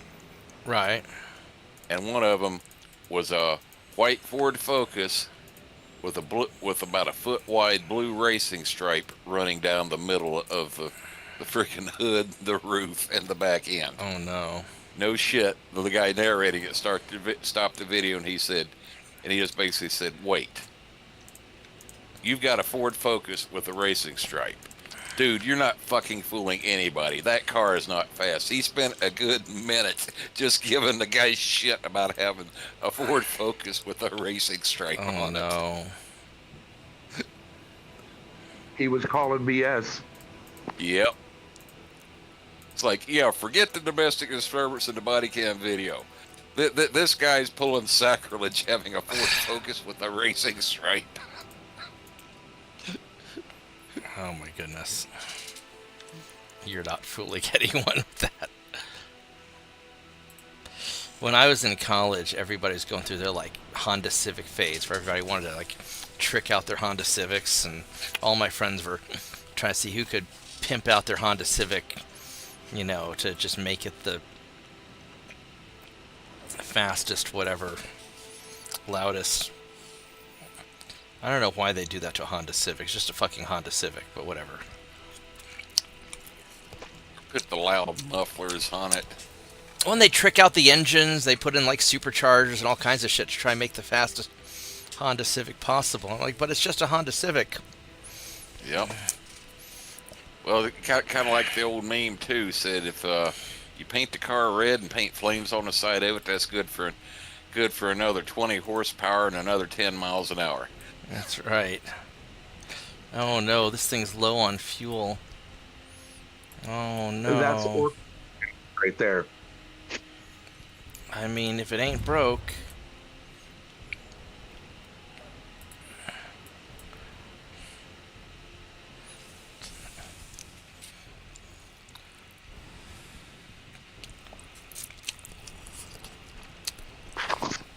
Oh, hey, you know how we haven't seen Lorenzo for a while? What's he been up to? I know he was really busy for a while there.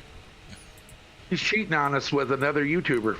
Oh, is that it? Somebody who builds more historically accurate ships? Oh, somebody who gives him a fleet to command and then does whatever he wants with the fleet. Oh.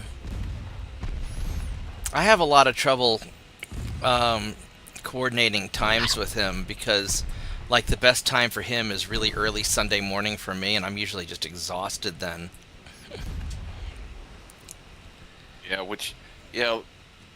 Actually, before you mentioned Lorenzo, I ran across him over on Brother Monroe's YouTube channel there, or Brother Monroe's Discord. Right on. There about 6 months ago there. No, I like Lorenzo. We have a lot of interesting conversations. He's actually very knowledgeable when it comes to Italian ships. Yeah, he's pretty cool. Yeah. When we were doing our Italian campaign, he got really mad when I made the historically accurate Italian ships, and I made my Greek mercenaries, and I just made them stupid and ridiculous and awesome.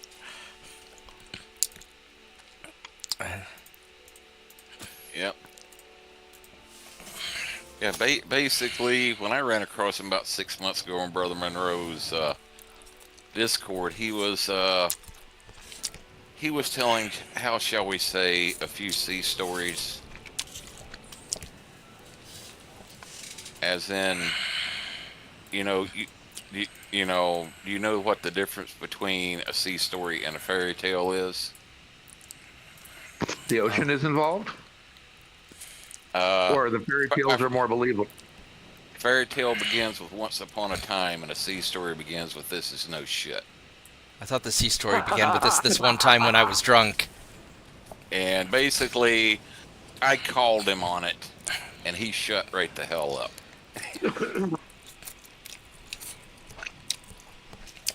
Because he was claiming that, you know, now, I'm not saying that he's not in the Italian Navy. You know, very well may be. Have no way of verifying that one way or the other. But he was over there on Brother Monroe's Discord claiming that him and the rest of the guys on his ship are part of the Italian Navy. They basically ignored the orders from their own government, sailed over to the Black Sea and engaged a fucking Russian ship. I doubt they did that. I mean, it might be something where the captain had secret orders, because I know that NATO's doing a lot of weird stuff. I mean, because when I saw, you know, whenever I've seen Lorenzo on camera, I mean, he seems like a pretty fit dude. I mean, he doesn't look like just some lazy European guy. Yeah. So, but no, he specifically said they ignored orders from the Italian government and decided on their own. I would probably call BS on that, unless the captain had secret orders or something, yes, they could have plausible deniability. But if they engaged a Russian warship, do you think the Russians would have stayed quiet about it? No. Well, and now now let me propose a couple of scenarios. So first off, because the Russians are keeping their combat fleet in the very eastern part of the Black Sea, out of range of the Ukrainian drones, but the Russians operate their shadow fleet, which is basically, you know, merchant ships and whatnot, and to bring in supplies and move oil and do things like that. And I do know that officially European governments are like, no, don't attack the Russian shadow fleets, and then unofficially, you know, they're trying to capture them and fuck with the ships and things like that. So it could be something like that, and that wouldn't surprise me, actually, because I know we're doing a lot of funny business, or, you know, we, not me personally, but, you know, we as in the West, we're trying to do a lot of funny business with the Russians, but I don't. Do you think if they actually sailed over there, you know, basically committed mutiny against the Italian government? Well, it wouldn't. Plus the fact that if they didn't already, the Italian government hadn't already notified the Turkey, how the hell were they going to get through the Straits of Bosporus? Yeah, because that's the other. By Turkey. Well, and part of the treaty with Turkey is Turkey doesn't allow anybody's warships through, unless they're a non-belligerent, yeah, or right, or else they're making contact with Turkey. Now, Italian destroyer, without any notification, Italian government shows up out of the blue and just the Turkey's just say no. Right. No, and plus two, the Russians got enough long-range missiles and air force over there, and enough of a fleet that if they'd went over there and actually got into a battle with a Russian warship, do you think they would have fucking made it back out alive? Yeah, I mean, I don't think anybody would be engaging a Russian warship. I mean, if anything's going on, it would be a Russian commercial ship. So yeah, but even at that, Korea's doing terrorisms again. Yeah, that wasn't the only sea story he was telling. So yeah, and basically, I read through that and I said, dude, you know, you're full of shit. And basically, you know, I didn't say that to him. Basically, the message I posted was, replying to him, said, that's a cool sea story. Cool sea story, dude. By the way, do you know the difference between a sea story and a fairy tale? And basically just what I told you. And all he replied was, that's right. and he just shut up and never mentioned it again. All right. Well, I mean, and Lorenzo's also a kid. I mean, he's young. I mean, I think he's in his 20s. I don't think he's very old. Yeah. But He's claiming well, the story was that they went and doing a training exercise, and during the training exercise, they were actually shooting like rubber projectiles at each other, and one of them actually hit their hull, and said he found pieces of what was left of projectile. And I was like, dude, bullshit. I mean, because They're not going to be shooting anything. Because all the sea stories that he's told me were just mostly involving, like, him and the other sailors being drunk. Yeah. Which But that he was seems saying- pretty reasonable. He was claiming that during a NATO training exercise, they were shooting rubber projectiles at each other. And I'm like, you're bullshit. If Actually, any speaking ship of- tried doing that, you'd be in fucking prison. Speaking of NATO training exercise, my brother it was a long time, it was back in the 90s, late 90s, early 2000s, did a NATO training exercise in the Lviv area in Ukraine, and he was saying that some of the Ukrainian guys got drunk and accidentally ran over one of their comrades with a tank. That I could believe. But yeah, those two stories, That, I just, me being retired Navy and knowing how navies work and how governments work, and like, I'm just like, no, dude, you're spinning a frickin' tall tale here. And so, like you said, I was polite about it. I didn't come out and say, dude, you're friggin' lying. I just come out and said, that thing saying cool sea story, and said, by the way, do you know the difference between a sea story and a fairy tale? Yeah. And he just replied back, well, yeah, you're right. And he never mentioned it again. He just shut right Well, I up. mean, at least he's smart enough to. All right, so Yeah. do I grab? So I got two options. I could grab Guam and. Well, these little guys aren't going to really do much of anything. I could ignore them for now. Just keep sailing these ships off to Korea, because Korea's more important. That's not very important. No, Yeah, instead of rooftop Koreans, Bob's having to deal with the mast top Koreans. yeah, they're kind of in. I think I'm kind of tempted to just let this stupid light cruiser go, and I could swarm with torpedo boats. I don't know if my torpedo boats could take out a light cruiser, but I have 27 of them, so they might. Because I really want to take out this stuff over here.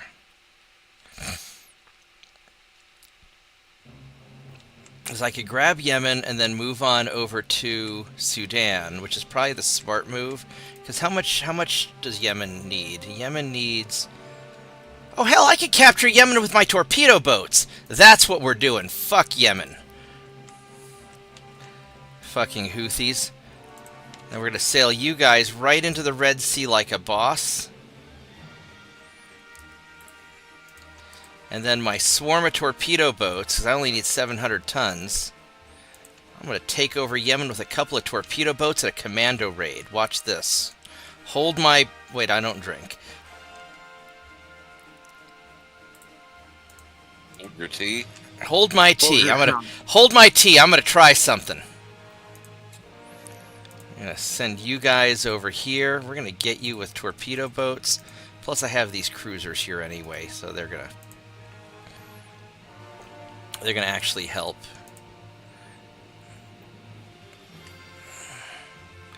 Alright, and then you guys are going to go over there. Meanwhile, these boys are going to just not worry about Guam, and you're going to just go right on over to Korea. Korea, I just invaded a country named Korea. Instead of West Side Story, it's West Side Invasions.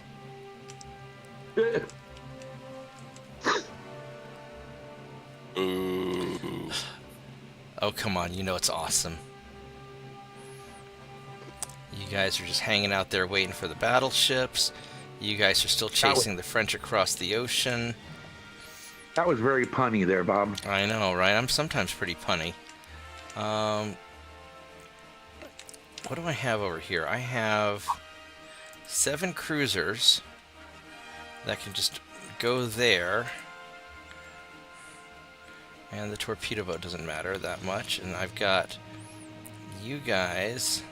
How are you not getting smacked? Oh, because you're a battleship. I need more tonnage. I need more naval invasions. Well, you know what we can do? We can have you guys go, hello, we are the battleship group, and we are going to also introduce ourselves.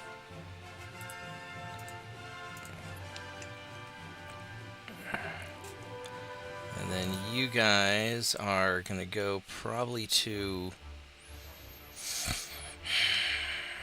guess we're going to make Haiti the torpedo boat place, because that seems very Haitian right now. You guys would love being pirates. Yar har, yar har. 10 cruisers against a battleship? Yeah, totally. We can do that.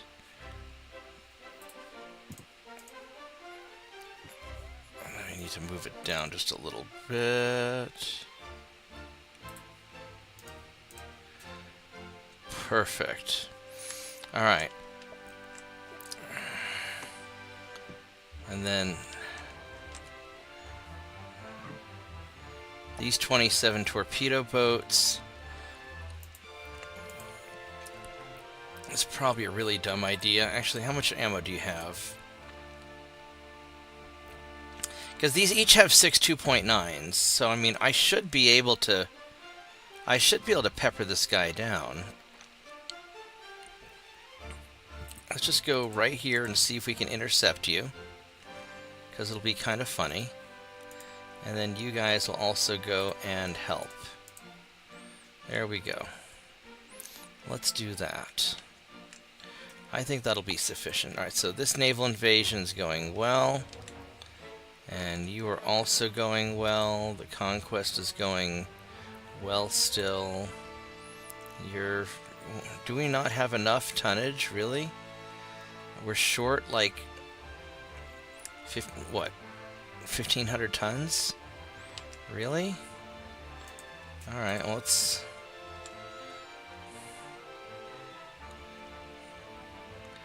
Alright, so we're going to...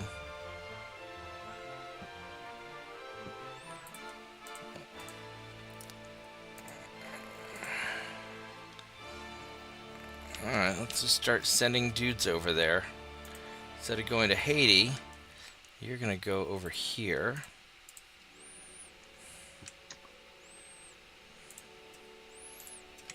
And you're going to also go over there.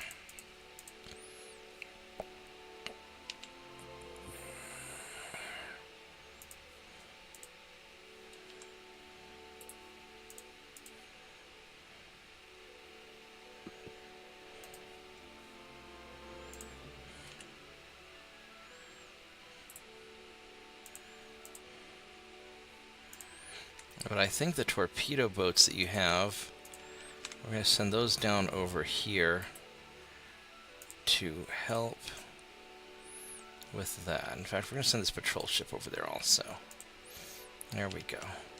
That ought to do it. Rangefinders in 2 turns. Alright, so now I think... Yeah, because I need to do something about Eastern Canada here. And I don't know what I'm going to do about that, because I just sent all of my ships. I don't have 25,000 tons here. But I do have the reserve fleet. Dun da da.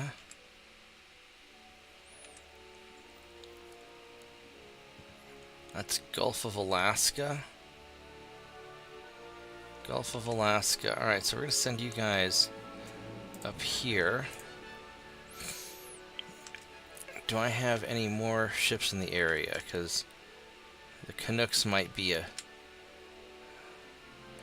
Oh my god, I have 2 whole assault fleets. Oh, 103 has low crew.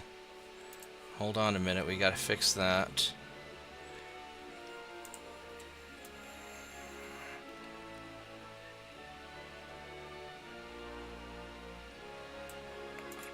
Alright, who do I have somewhere else that can... Helgoland, you guys do not need all of your crew currently.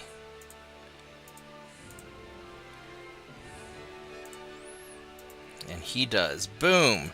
Teleportation.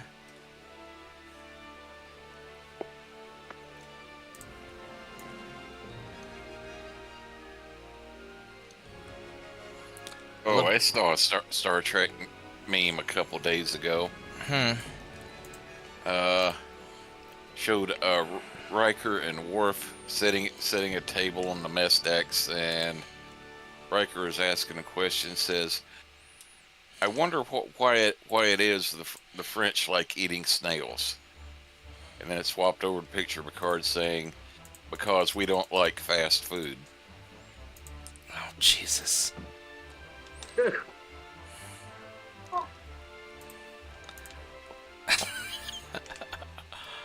Oh, man. Now, is Patrick Stewart actually French, or is he English? I thought he was English that often pretended to be French. Yeah, he's English. That's what I thought. To be French on, the Next Generation. Right, because in the...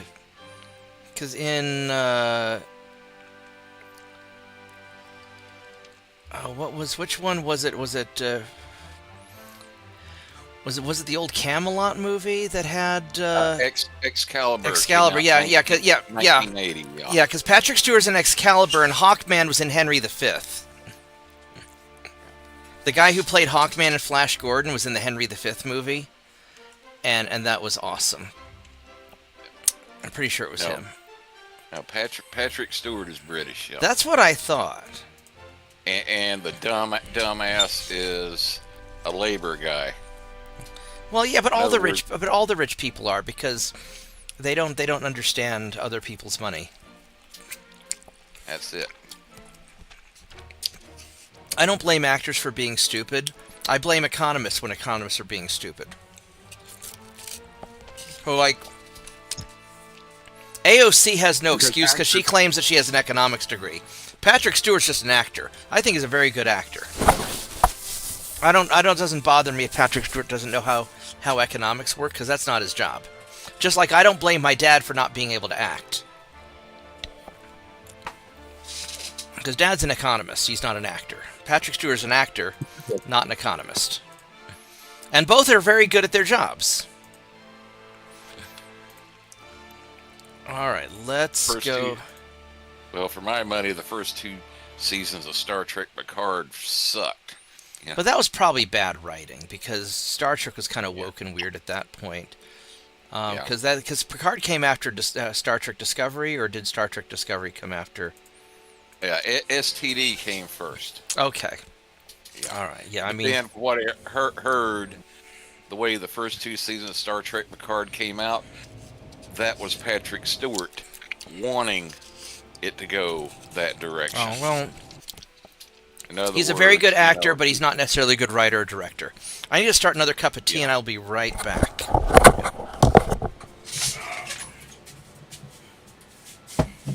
Yeah, that's all how I'm always going to refer to Star Trek Discovery as STD. Well, it fits. Yes. You know what's funny is I enjoyed the meta plot for the second season. I love the Q Picard interaction, but beyond that, it was kind of weak. Yeah. I haven't even seen the third one yet. Well, the third one, it was basically almost like a Voyager / Next Generation reunion. And it was actually written like, actual Star Trek. with the plot and everything through the whole season. So it actually turned out decent. For me, Deep Space Nine had the best writing.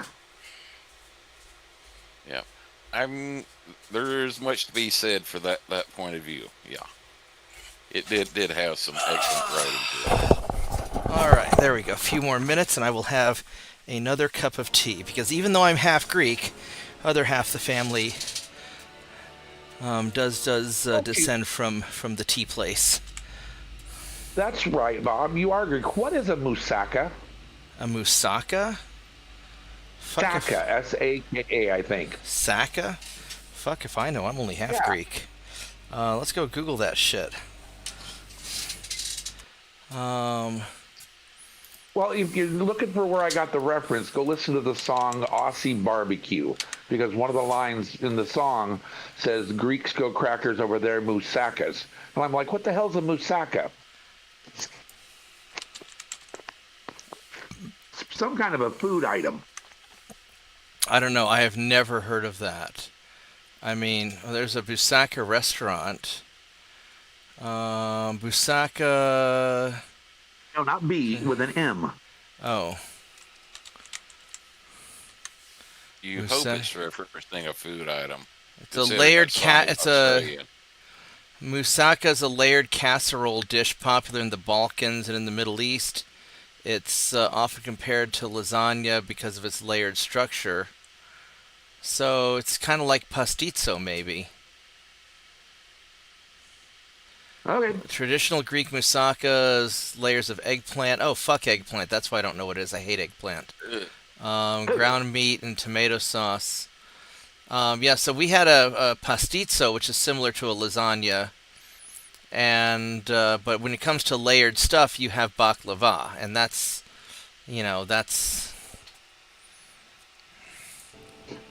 the dessert item, right? Right. I mean, you can eat baklava as a main course dish. Don't listen to what Mom says. Baklava is also for main course. Love the way you think. And then there's souvlaki, which is basically meat on a stick, which is awesome. And I mean, the thing is, like, Greek food is very... There's a lot of crossover between the Greeks, the Italians, the North Africans, the Middle East, all that, because they all kind of culturally intertwined, I think is the nice way to put it. There's a lot of common heritage. It's why when I grow a beard and put on my Taliban hat and a robe, I look like a Taliban guy. So, I mean, it's a lot of there's a lot of crossover there. Especially between like the Greek and Turkish, for two countries that fucking hate each other for the last 4,000 years, they sure culturally intermix a lot. No,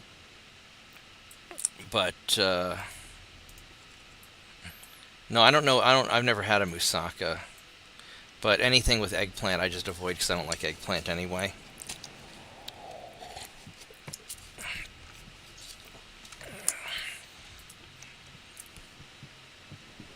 Yeah, I know there's one gun tuber on YouTube.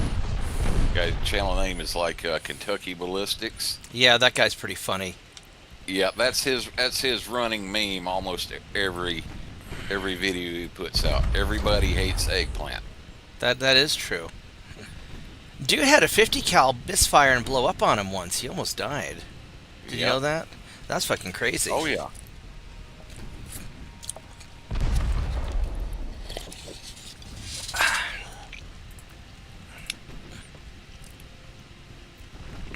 The other big Greek thing is that we like lemons. I love lemons. And oregano is like the spice for every occasion. Although Greek food's not really all that spicy. There's nothing that can't be made better by a little bit of oregano. Well, I don't know about everything, but oregano and lemon go really well together. Are you low on fuel? You are low on fuel. That sucks to be you, doesn't it? Here, we'll just go do bad things to you.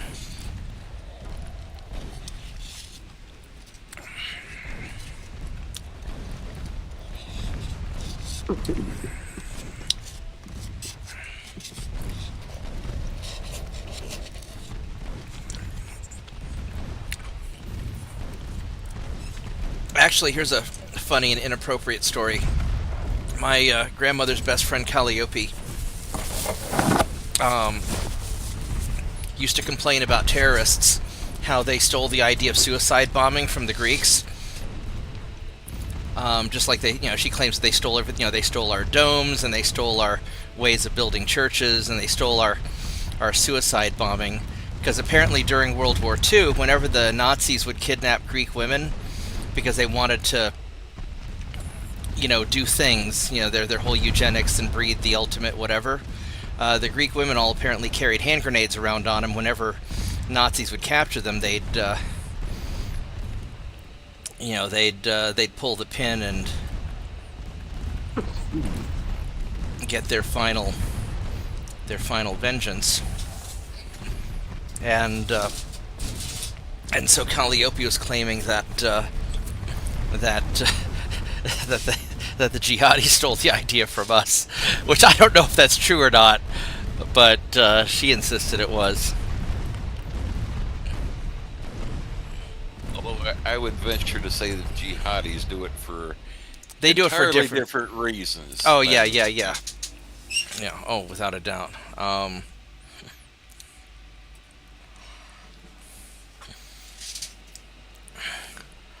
Alright, let me grab my tea because I just heard it ding, so I'll be right back.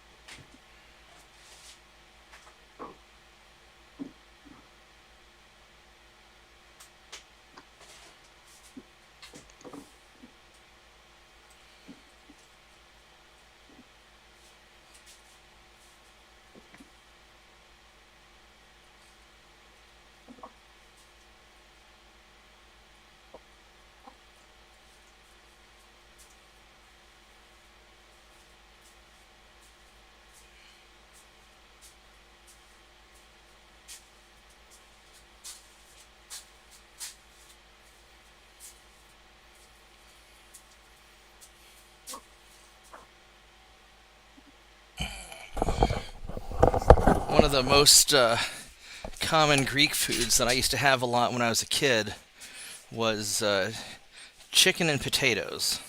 Kind of an oven-baked chicken and potatoes with lemon and a little bit of olive oil, some lemon juice and oregano.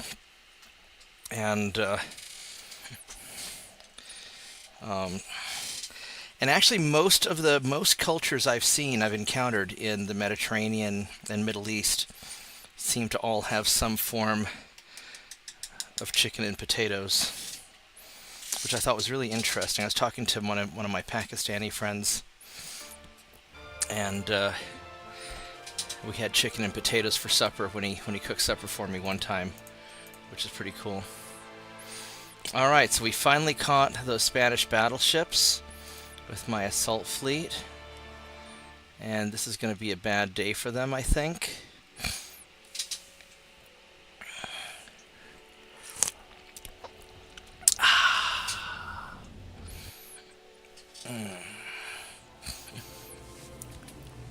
Actually, what's really funny is that when I was during my travels to both Ukraine and Russia, they had an awful lot of British tea there.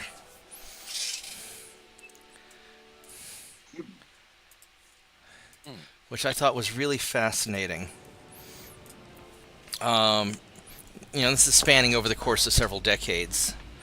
I haven't obviously been to Ukraine, since the war started, but I thought it was very interesting that all of the just all the various British tea everywhere. Like I was in Moscow during the war, and the hotel had tea imported from Britain, and I'm like, how the hell are you guys getting tea from England past all the embargoes and whatever the hell else you got going on? But they had it. Which I thought that was very interesting. Are we dodging torpedoes? Yes. All right.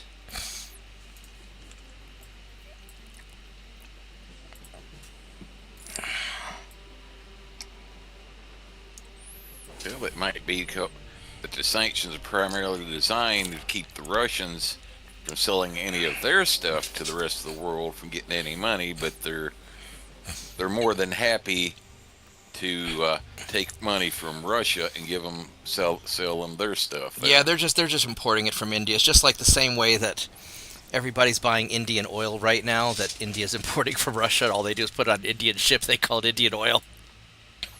Yep. And apparently the Greeks are making a lot of money selling Greek oil right now, which, if anybody knows anything about Greece, there's no fucking oil in Greece. But Greeks have a lot of boats. Alright, so we have 2 Spanish battleships that are regrettably low on fuel. Well, that sucks to be you, doesn't it? And their armor's pretty good. Their guns are not so great. Tiny Dog's making a suspicious amount of noise. So we're going to go over here. Where are you guys at? We'll just let you just kind of keep doing your thing. Can we put secondary guns after you?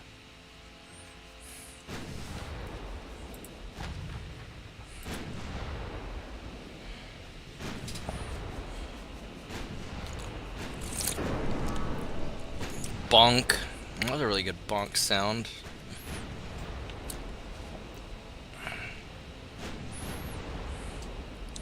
I think we're gonna have you guys go that way.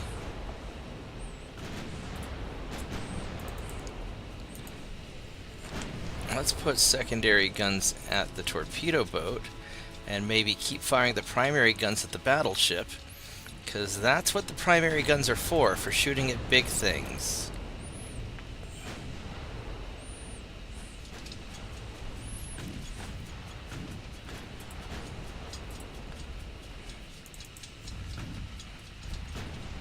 Alright, so let's put the secondary guns after this heavy cruiser, which you don't have any front armor because you were designed by a moron. So that's what we're going to do with you.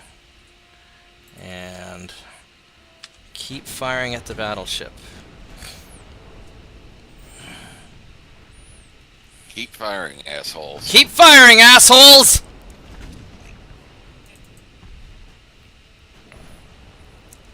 There we go. I find that very amusing, and I'm sad that I missed the episode that became a thing in.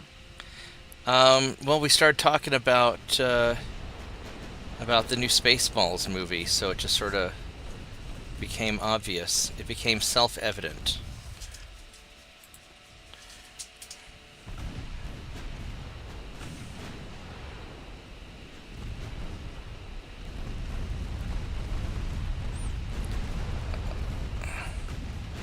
And whenever the cruisers bunch up and the streams cross, then they have a bad day.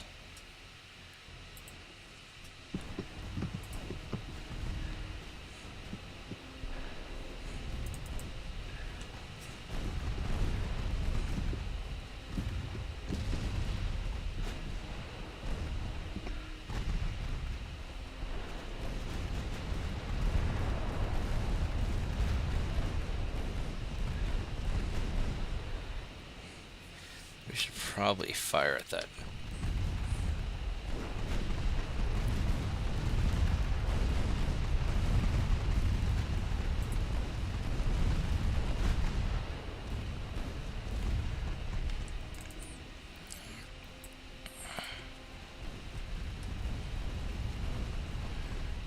I got a little too far away. Yeah, you made that comment there about when the streams cross. Yeah. Yeah, all of a sudden that popped Ghostbusters into my head. That was the idea. Yeah. You do realize we're essentially carrying an unlicensed nuclear particle accelerator on our backs, don't you? Oh, yeah. So what's funny is Ghostbusters was filmed in my neighborhood when I was growing up. If you want to hear something cool. One of those. Yeah, it was the evil building and whatnot was my friend Jeremy's building where he lived, and so I was going by one day and they had all the street tore up and everything, but we used to sometimes do the this one year we did the Thanksgiving Day parade from Jeremy's, I think it was Jeremy's window, from his apartment. They had this balcony, and Kermit the Frog bumped into the balcony where I was standing at, and I got to touch it. It was pretty cool.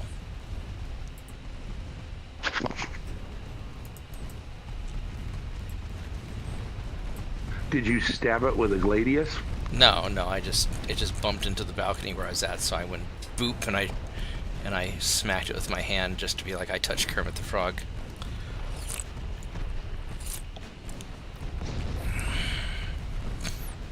You didn't end up getting warts, did you? No. That's a wives' tale anyway. Frogs don't give you warts. Warts come from witches and unsavory women. Did Kermit file a lawsuit? I bad touched him.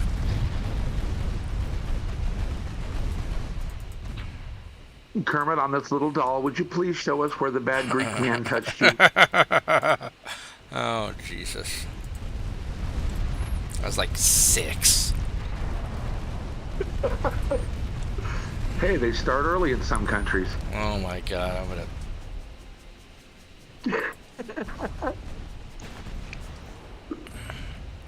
I'm gonna curse you with Mitchell's groundhogs.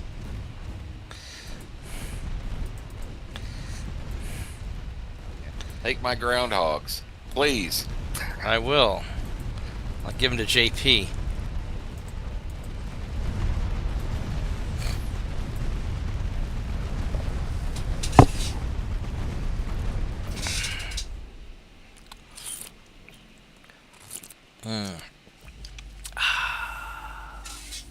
Well, that worked out pretty well. Only lost 30 guys. Now, the Alaska's a nice-looking cruiser.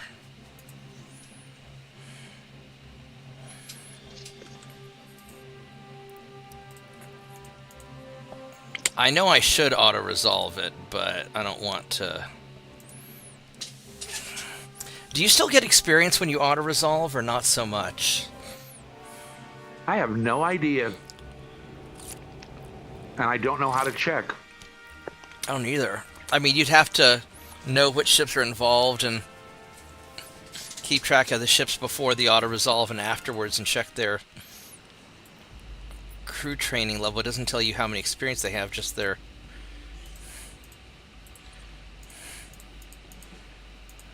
I don't know. The thing I know for sure that auto-resolve does is automatically deletes about like 15% of your ammo and fuel. Oh, yeah. I've noticed that even when I don't auto-resolve, I end up with less ammo than I end... After the battle is resolved, I have less ammo than I had at the end of the fighting.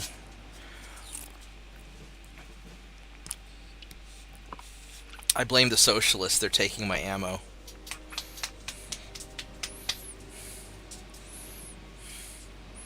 The reason socialism doesn't work is naval socialism doesn't work is you eventually run out of other people's ammunition. What are you doing, tiny dog?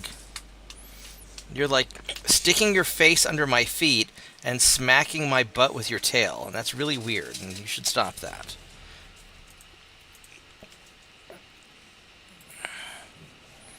If you sit, I'll pet you.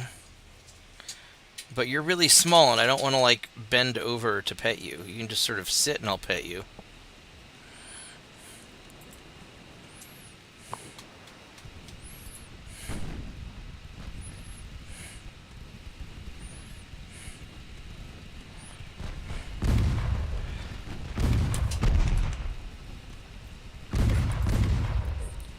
Oh, he's low fuel also, isn't he? Why are all your guys so low on fuel? Why are you crossing the ocean? We don't have enough to gas up. That's not smart.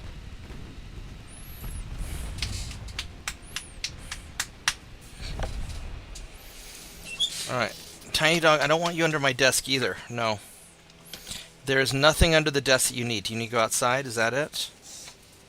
You want to go out? You want to go out? Or you just want to be annoying? I don't know what you're trying to do.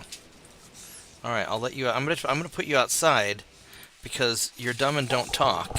I don't know what you want. Come on, let's go. Come on. Let's go outside. Come on. Come on. Go.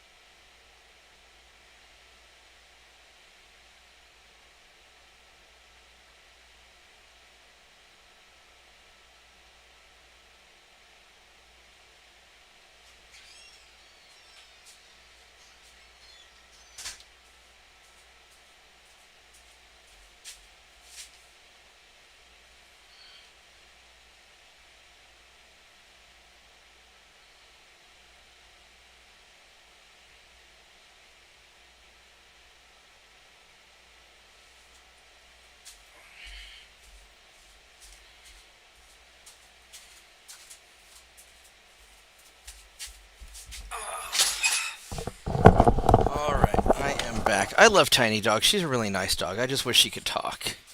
Lucas could talk, and that made things so much easier. I mean, he didn't talk in complicated sentences, but he knew how to tell me what he wanted. Alright, so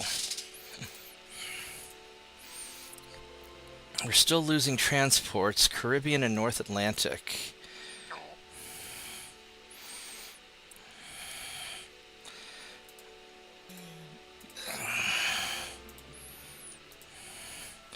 Are we still not?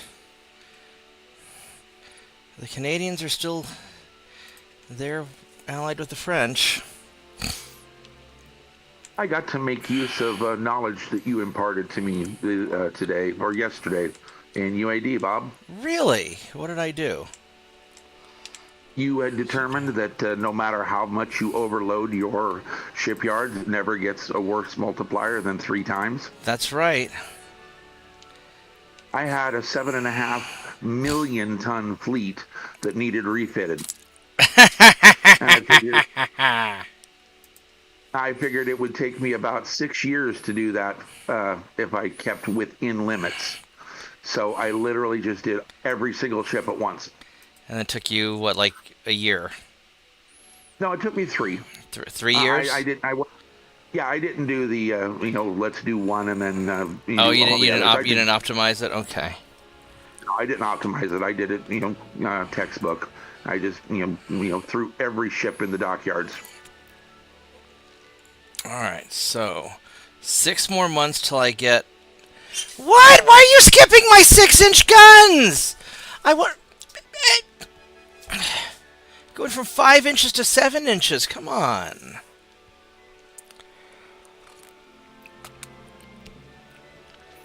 Whatever. What am I?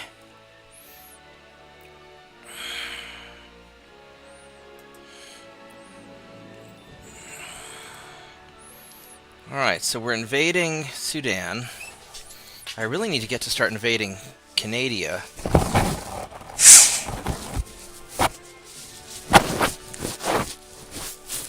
Maybe I'll start taking out Canada if they don't break the alliance next turn, or the turn after. Oh look, the Muslims are fighting over... Oh, it's Lebanon. So they're fighting over Palestine, but then I realize it's Lebanon they're fighting over.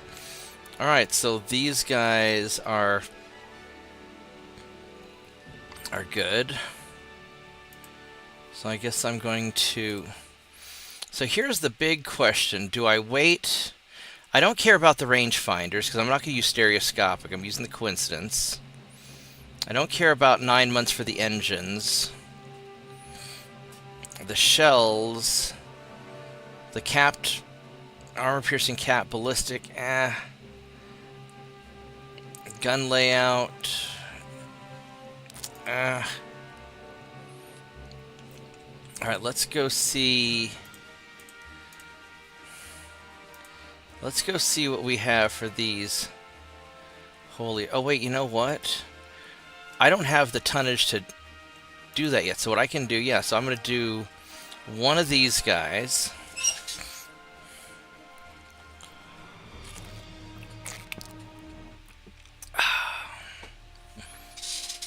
Alright, so...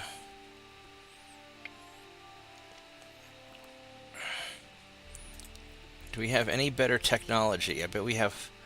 There we go, we got...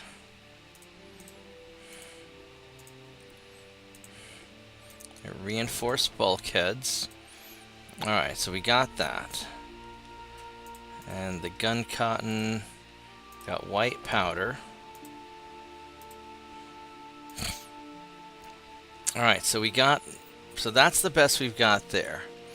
Now what I'm kind of thinking of doing...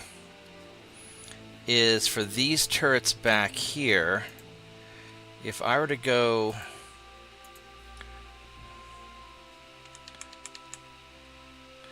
five-inch guns...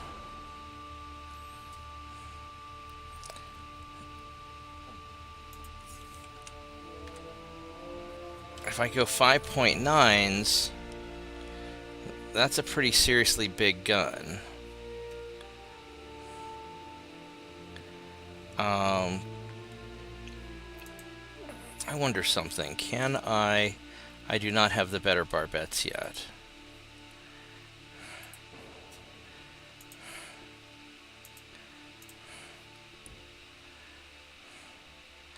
So I would have to basically get rid of the second...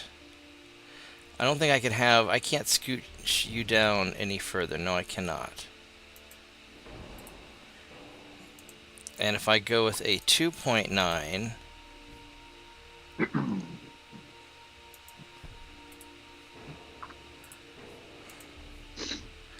there's not enough turrety room to do that.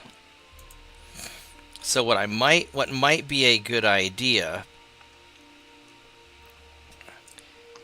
and that the 2.9 still don't get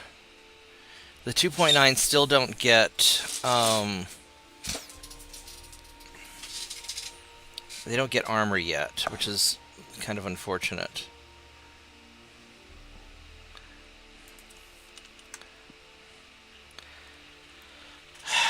So what I'm thinking of doing is I may actually drop this middle barbette.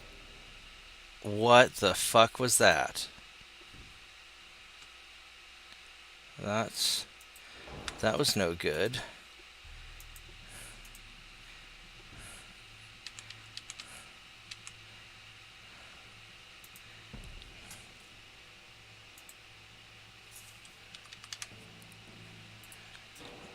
What's your range on that? That's 12 kilometers, 12.6 kilometers. 47.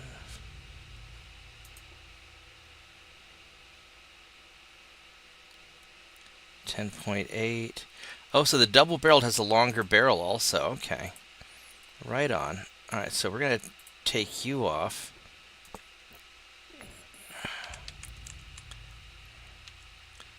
We're going to do that.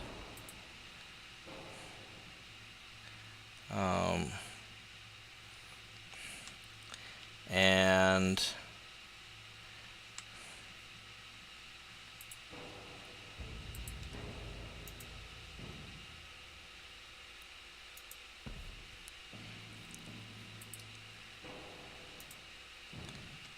can we... That's as good as it's going to get. Alright, so you guys, we're going to take you off because we're going to be redoing a lot of that here in just a minute.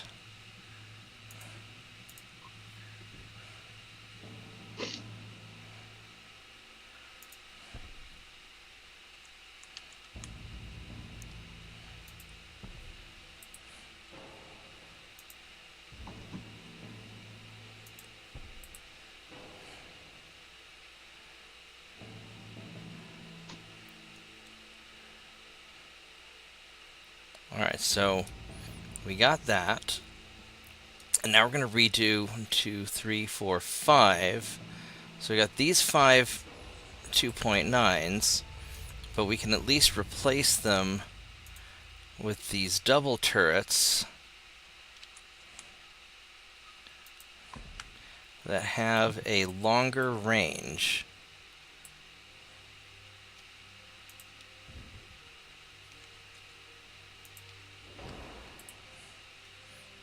Because what's the rate of fire? 9.7. What the hell? So these have 9.7 rounds per minute. And these have 4.7 rounds. Oh, shit.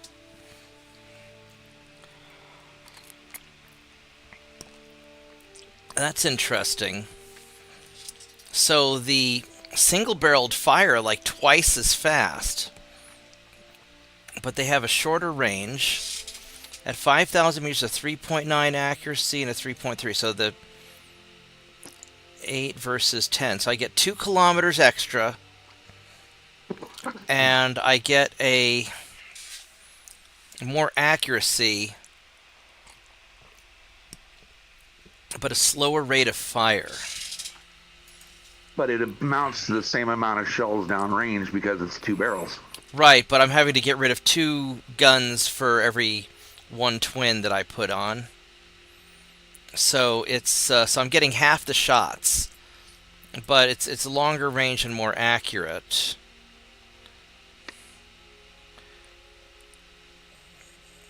Now here's something I wonder: does the game calculate your target found bonus globally for the ship, or does it do it for each individual weapon system?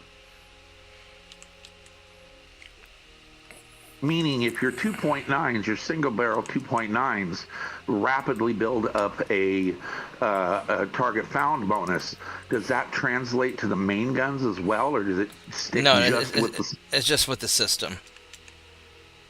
Okay.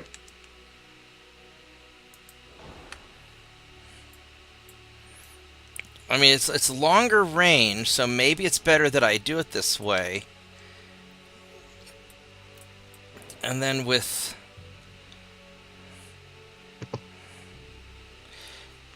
Oh, you know what? I wonder if these have different ammo pools, since these are double-barreled, and that's...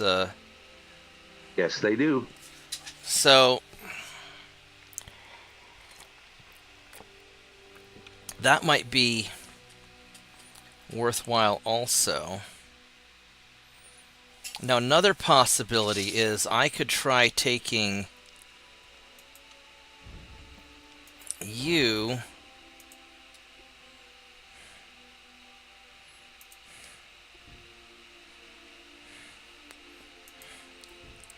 Oh, that won't fit at all. Okay, so we won't worry about that.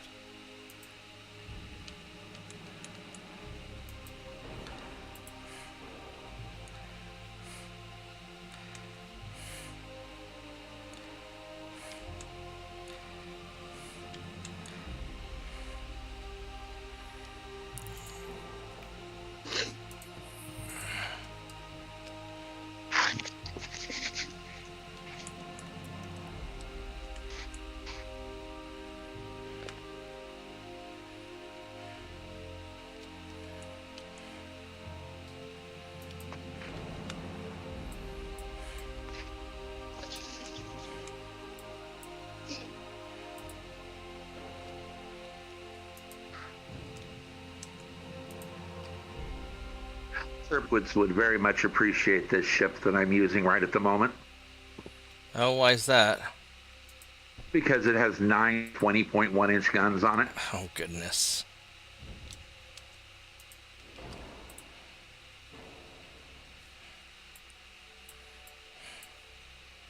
Well, I'm extremely late game. I mean, Britain is the last country, and they're down to like 7 provinces with ports.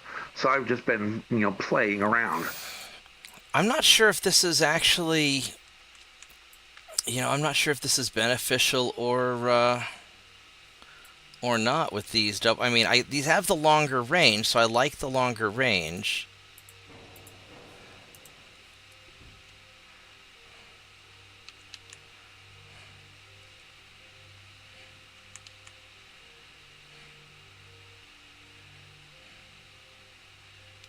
I always view it as beneficial, if for nothing else, as to put in, a different ammo pool to be targeted.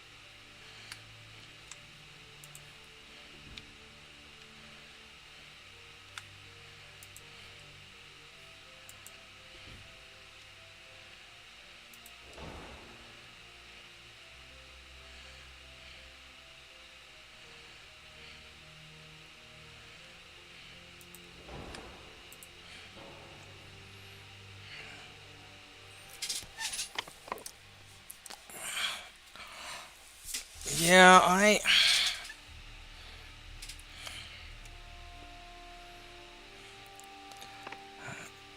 gained 600 tons. Let's see how I can solve that.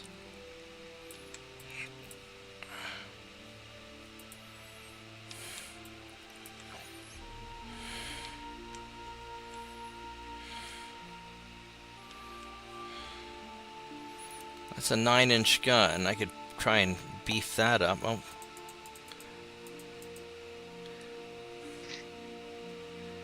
.2.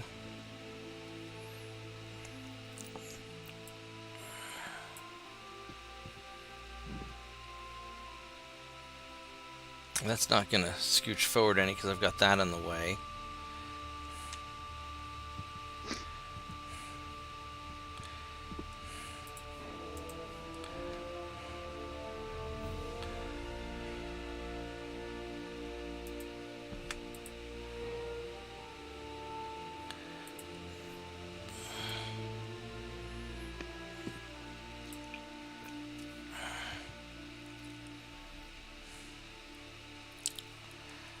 Um,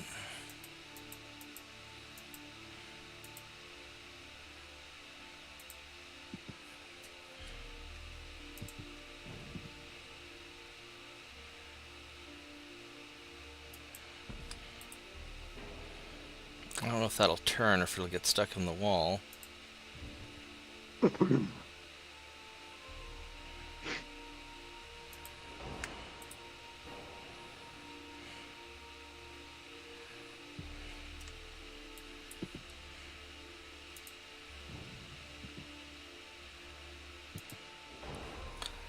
Or to drop another piece of foredeck.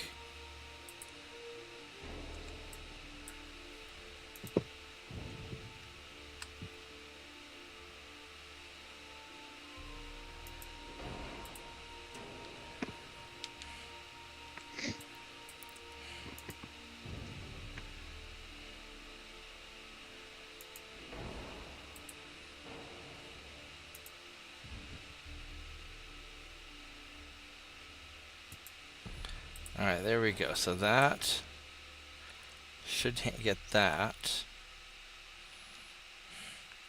I guess I could have, you know. Alright, so now I need to drop 600 tons. Oh my goodness.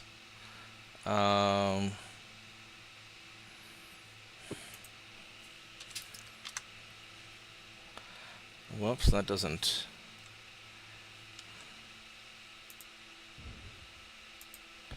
There we go. So we can do that.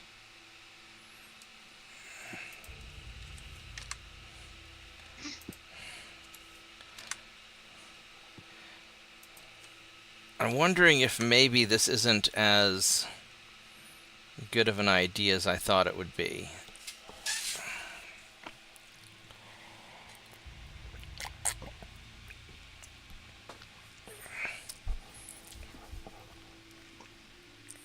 Because I still have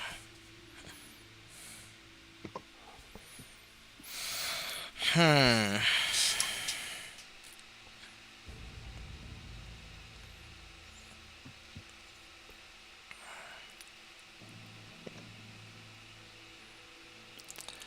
mean, I still have 360 tons. I'm having a lot of trouble dropping the weight. I mean, now these 5.9s are going to be really great for just killing things. That's the big benefit right there.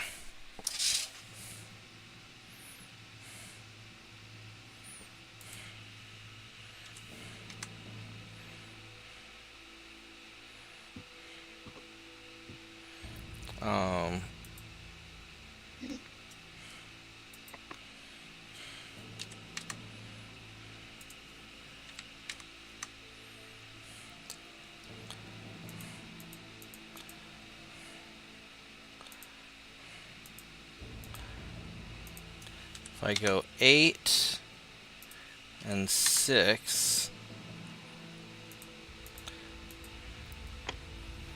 Alright, so that, now we're 46 tons over. No, that's not going to help any.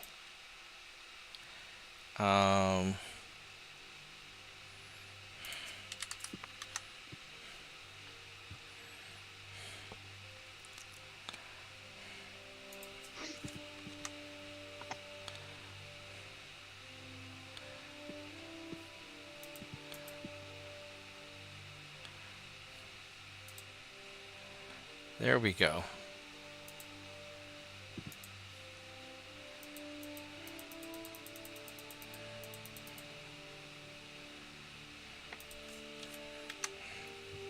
Can I add some barbette?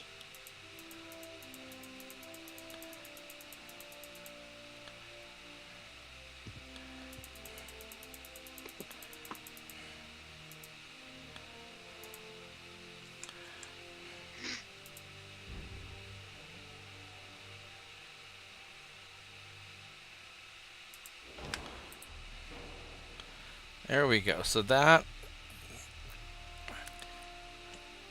this should give me plenty of, I'll be better at bigger cruisers now because I've got all those secondaries, those 5.9s. Not quite as good against torpedo boats, but I think I'll still be able to take out the torpedo boats and I'll have a much longer range. And the armor piercing on this, like 1.8 versus 1.7, it's not really that big of a difference. I lost a lot of armor, but I gained a lot of firepower, so this will be okay. And I can do, I think, one of these ships right now. Yeah.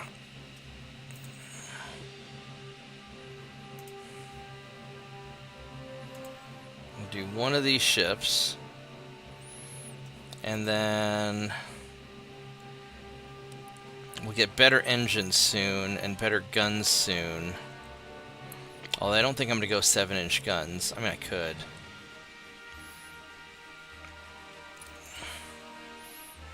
Alright, do I have any invasion? We're invading stuff. So, you're good. They're still getting there. They're good. Why are you 26,000 tons?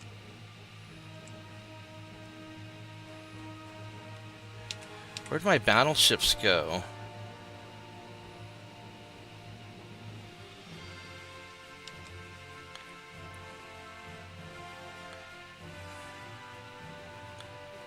I had a whole bunch of... I thought I had a bunch of battleships. Says I've got a bunch of battle. Where the fuck did you guys go? Look in the port. I am looking in the port. I don't see them.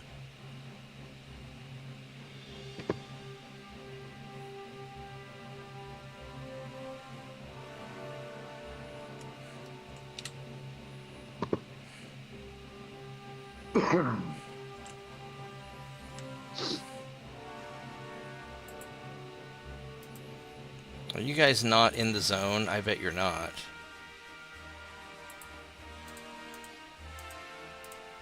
Damn You're it, Bob! not. One of your destroyer captains got a position on my battleship. Oh. Alright, so that goofball. Alright. These guys are better. Alright, how come we are low on tonnage again? You dumbasses. Quit letting the destroyer captains tell you where to go. I know they can't help it, but holy crap. Come on, people. Alright. I think this will do it. I'm going to turn on the air conditioner because I'm getting a little hot, so give me just 1 minute.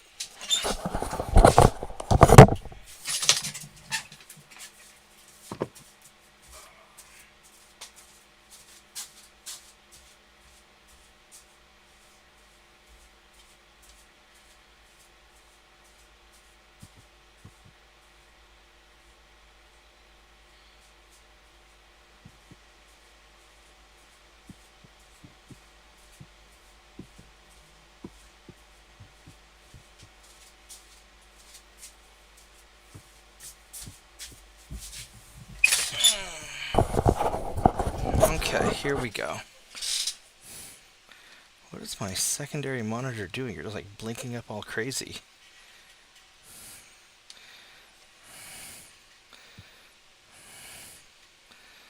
Alright, there we go.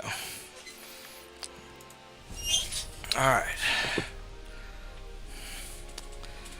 And I'll probably not play too much longer because it's getting kind of late. Well, I don't feel like I've done very much for protecting transports. Boop. Certainly killing their transports. I don't know if this is quite the fight that I want. On the other hand, your battleship is very small. My guys are veterans.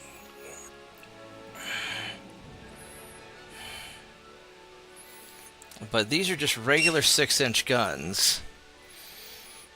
And I thought I was going to be engaging with the other fleet of ships. I think we're gonna... Alright.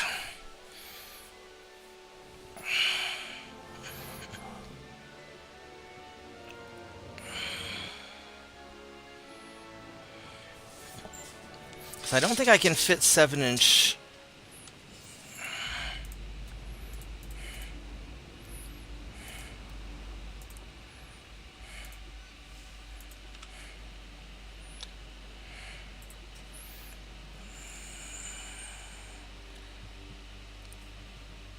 I want to be tight. Actually, you know what? I could... When I get the 7-inch guns, I could upgrade these with 7.9s and then 2.9s. If I don't have the extra...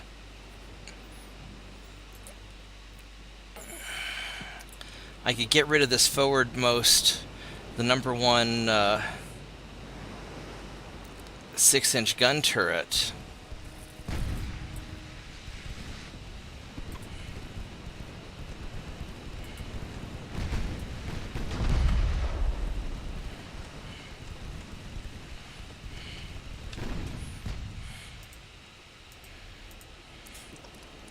That battleship is kind of tanky.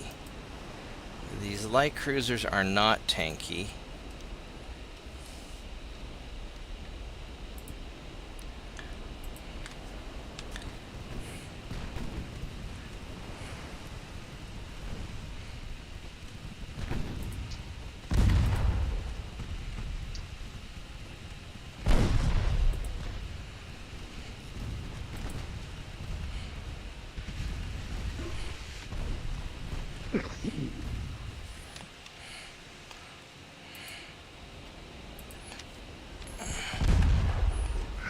But you know what else? That battleship is slow. So I could kill these light cruisers and run away. And if I could pull that off, that might be worthwhile.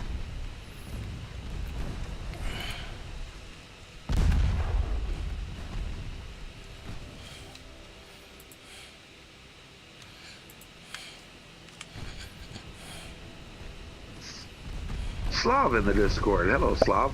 Hey Slav, how are you doing, man? Haven't seen you in a while.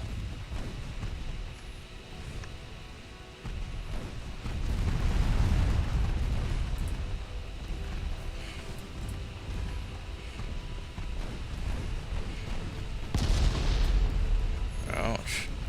Yeah, I think we're just going to kill these 3 light cruisers, then we're going to leave. Because it is not my job to kill battleships with these guys.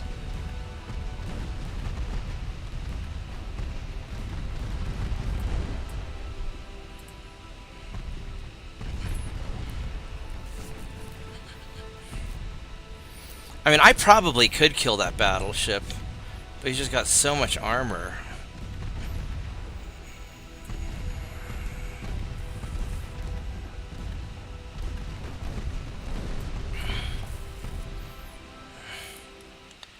Alright, I think I killed the battleships. I think I'm going to leave, actually. Because I am faster than the battleship. And,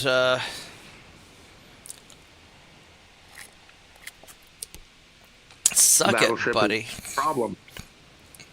Well, I don't want to take a bunch of casualties. I mean, if the Spanish don't want to armor their light cruisers, that's okay. Not that light cruisers usually get a lot of armor anyway, but...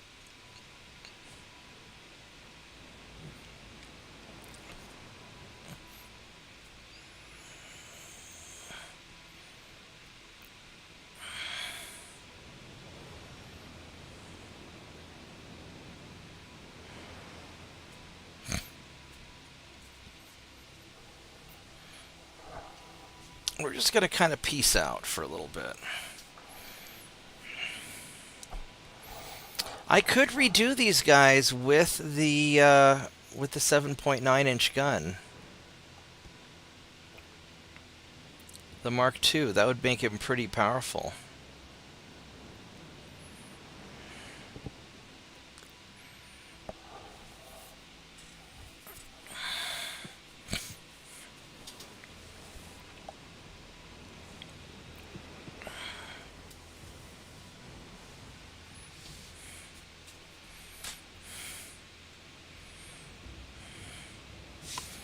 Alright, I'm going to call that a win. We came in, we raided their small ships, and we left. And that's exactly what these patrol ships are for.